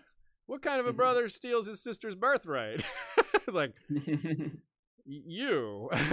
You know, Aemond wasn't included probably, or he may have wondered. Aemond may have figured it out or figured something out because he asked. He's like, well, who do we kneel to, Rhaenyra or my brother? Of course, he put it more rudely in a word I choose not to use on the show, but yeah, still. So the different children were not in on it, but they were, at least Aemon suspected something. You know, and the writing was on the wall for a lot of it. It's not like he figured out something that was really well hidden. I expect that there was plans were made without explanation per se. Yeah. Does that make sense? I imagine Otto was sending messages back to Old Town saying like, hey, make sure there's X number of swords set aside in the armory. Make sure there's X number of horses in the stable and this grain. And and probably the people getting those orders, at least some of them, were like, I see what's happening here. Which then they can start to make their own plans and contingencies. These are war preparations. Yeah, this is Yes. They are making plans for war. Like that's what that looks like. And yeah, some people would be able to. That's a great point. This also shows, and just more to what you're saying, it seems like they prepared very well for the moment of Viserys' death, but did a terrible job of preparing the rest of their family for it. Like Aegon, preparing him to be a king, they did a horrible job of that. That was true. We talked about that a lot on the show coverage. Same goes here. They did not prepare this dude to be a king. Although, once again, not unique to the Hightowers. Not unique to the Hightowers. Very few kings were properly prepared to be king. Yeah, I mean, yeah, Viserys did not prepare Viserys Rhaenyra himself to be queen. he wasn't preparing Rhaenyra for it, like on and on. And Viserys wasn't prepared to be king either. They didn't really do that for, yeah, it's a recurring theme. Again, Hightowers, not particularly unique in that regard. But it is fair to say the Hightowers can't help themselves. They're like a lot of these houses, they are not this thing saying that they're not that different. Well, but they are different in their means, their ability to force these issues, their ability to take a small crack and widen it to a size large enough that they can squeeze through themselves. Not everyone can do that. You need a lot of wealth and power to do some of these things. Like some houses want to do it, but they can't. So, yeah, they just have to be involved. It seems like they can't stay out of it. They have to be involved in the Citadel, the faith, trade, war, exploration, even knowledge, and yeah, royal power and dragons. They can't be excluded from that. Sean, you had another example from years ago, 500 years ago or something like that. Yeah, approximately 500 years ago at the Wall, there was a Runcell Hightower who was Lord Commander, and he was angling to get his son to take over for him rather than the standard election that the Night Watch holds, which very few details on this, but he didn't succeed. I don't know if he was executed or ousted, or if they just didn't let his son take over. I don't know the details, but it's just another example of an ambitious Hightower angling for power that is not really his to get. Yeah, like they're more comfortable with nepotism. I think the Hightowers. There's been so much of it in their family. They may not realize how egregious that is and how bad it looks. So that feels like kind of a Hightower thing to do. Like most other houses would not try to name their son as the next Lord Commander of the Night's Watch. I assume his son was already in the Night's Watch. It'd be even weirder if he was like still living in Old Town or something. Like it's possible he even did it in a technically legitimate way, right? He might have just like had his son enter the election and pumped it up, and maybe even try to coerce or bribe people to vote. Like, even if he was doing it in a way that ostensibly was technically okay, it's still didn't get looked at very kindly. Like, and also once again, like maybe if he had been a great Lord Commander and his son was a great leader on the Watch, then it might have just happened anyway. But if he was kind of a mediocre Lord Commander and his son wasn't even on the Watch yet, just like, who is this weirdo? Up there, too many details we don't know, but it does fit the mold, All right, folks. The simplest way I can put it, it seems like things went well for the Hightowers when they stayed out of House Targaryen's business, and poorly when they didn't. It's definitely simplifying, but that seems to be a pattern. Aiming for royal power, aiming for the supreme executive power has not gone well for them. But there's so many of them, so it's like it's hard for them to imagine. It's hard to imagine them going completely extinct or something like that. I mean, we'll see, but there's a lot of room for future stories in A Song of Ice and Fire for Hightowers, at Old Town, about the Hightowers, or in the Hightower, at the Citadel, in a number of different timelines in the future. It's extremely fertile ground because of the combination of population, points of interest, already named, supernatural elements, just so many things that could be in these books.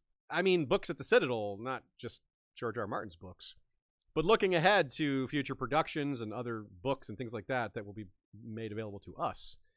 There's so much more history than the other cities. Like White Harbor, I want to know more about White Harbor's founding. It sounds super interesting and creepy, but it just isn't anywhere near as old as Old Town, and Old Town just has so much more history and goes all the way back thousands of years to perhaps to the time of the Long Night and probably before that. I mean, it's always been a very beneficial geographic area for a port to exist, so it's part of why it's been such a booming area for so long. So despite the prominence of the Under the Dragons era, there's just so much more potential here. I think in the very long run, we're going to learn even more about what happened in this era and elsewhere. We're going to become more familiar with it because there'll be more stories told in it. It's a place with a lot of unknown past and future. I mean, to recap a few of the things that we barely touched on. House Hightower's naval adventures. Hardly any of that in here. Otto's spy games. We inferred a few things, suggested possibilities, but there's a lot more that could be said on that. Alicent's spy games too. Less of that in the show probably, but we're not talking about that here. We care about the books here, and there's plenty of that for her that we could get into, and some of that will come up when we cover Fire and Blood. The Hightowers have a Valyrian steel blade vigilance that I didn't mention until now. I mean, what the hell?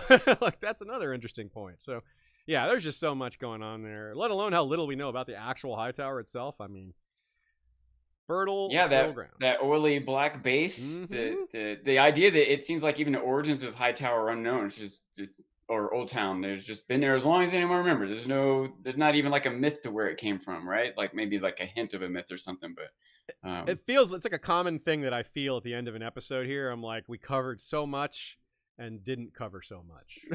Yeah. How much more we could have covered. And that's another thing that I was taking away from this episode. I'm trying to decide if it's like, I don't know, recency bias, or, just what we're covering right now. But I one of my biggest takeaways from this, correct me if I'm wrong, is that the Hightowers maybe were the most important house of Westeros before the Targaryens came. It's like, if not the most important, top 3 or 4. It's very right? arguable. Yes, I agree with that. Yeah, there's a very strong case to be made for that. And even once the Targaryens came, depending on exactly what time period you're talking about, still top 3 or 4 ish. And in this current Song of Ice and Fire, the amount that they're covered or mentioned it makes me feel like they're not even in the top 10. But I just from what we've gone over here, I think no, the Hightowers probably in the main series time period are still probably more important to House Tully. We're just following House Tully more because of the relation to Ned and Caitlyn and all that stuff. But when Hoster, I feel like is a petty lord compared to the Lord of Old Town. Leighton is, you know what I mean? Lord, Like, yeah. The guy who right, hasn't descended the Hightower in 10 years. Yeah. Yeah. So I don't know. Given that, it makes you feel like there's got to be more in store. Yeah. That this house has been so powerful for so long, and really is more powerful than comes across in the main series. It's probably going to play out more. The fact that as he's written the main series, George also wrote this Fire and Blood and these other works that have pumped up Hightowers more and more and more. I feel like that's some amount of setting the stage for how much more they're going to come into place. I agree with you, and I'm really looking forward to hopefully getting, as the Hightowers become prominent in A Song of Ice and Fire, we talked about how the stage is set for stuff to happen at the Citadel, with Euron, with just Old Town in general, etc. That could, with the way George writes and describes these events, he could have reason to refer to events in the past, to connect the dots, or to say, this is the last time this happened at the Hightower was blah, blah, blah. You know, that's the kind of thing, how a lot of these anecdotes come to us, and casual conversation between characters, or someone points something out, someone learned points something out in the conversation, that we take that to heart and use that as a data point. I feel like, well, that's going to be fertile ground for us as fans and as podcasters to learn more, to fill out some of this information. So yeah, I can't wait. It's very exciting. Trivia answer. The question was, what are I gave you 6 of the 7 titles of the Lord of the Hightower. The missing one, I was gonna guess at first Warden of the South, but I realized that's probably the Reach. That's probably the Tyrells. Right, it is the Tyrells. So it sends me back to like being very unsure. What is it? Beacon of the South. Beacon of the South. Kind of random, but it is. It's like a lighthouse thing. Yeah. Pairs well with Warden of the South. I will say that Lady Ray was the first one to get that. Nice. Pretty quickly. Other people guessed Keeper of the Faith. That's a solid guess. Oh, that's a good guess too. Yeah, Beacon of the South. Because we light the way, the Hightower. Yeah. Mm-hmm. It does. It is fitting. So yeah, next week is Craster, folks. Send your thoughts on Craster or questions if you have any things you want us to cover. It's a very wide open topic, so it's a place for us to use a lot of imagination and to do quite a bit of theorizing. But we'll start with rooting ourselves to what we know, as always, and work from there. If you are wanting to listen to another episode of History of Westeros after this one, because you're so dialed in right now, you like to stay in Westeros for a little while longer, but you don't know where to go, I recommend the New Old Tower of Joy, the Sun Chaser episode, the Shivers, and the Winter Fever episode. We covered those 2 things together. The Winter Fever was right after the dance, and of course the Shivers was 70 years before it. And of course our Dance of the Dragons episodes with Radio Westeros. Those are scripted, and we have done 5 of them so far out of a planned 7. So that might be right up your alley as well. Or just pick any other episode from our catalog. I'm sure you'll have a good time with it, especially if you haven't heard it before, but even if you have. So thanks, everyone, for coming. Thanks to anyone who supports us on Patreon or as a Spotify subscriber or sends donations through our website, which is an option as well. I know I've mentioned that before, but should throw that out there as well. Thanks to Nina for her great notes and advice and helping me talk through some of these points. Thanks to Joey, Jesse, and Bran for our music and intro. Thanks to Michael Klarfeld as well for the maps and our original video intro. And to our Bengineer for sound engineering, as a Bengineer would do. Bengineer's got a Bengineer. Also, our next patron hangout is the 27th at 9 p.m. If you're hearing this later. 9 p.m. Eastern. 9 p.m. Eastern, of course. Join our Discord or our Facebook group or our Patreon, and you can find out in advance when the next event will be. We will keep you all informed. And you know what to do until next time, folks. Valar, reread us.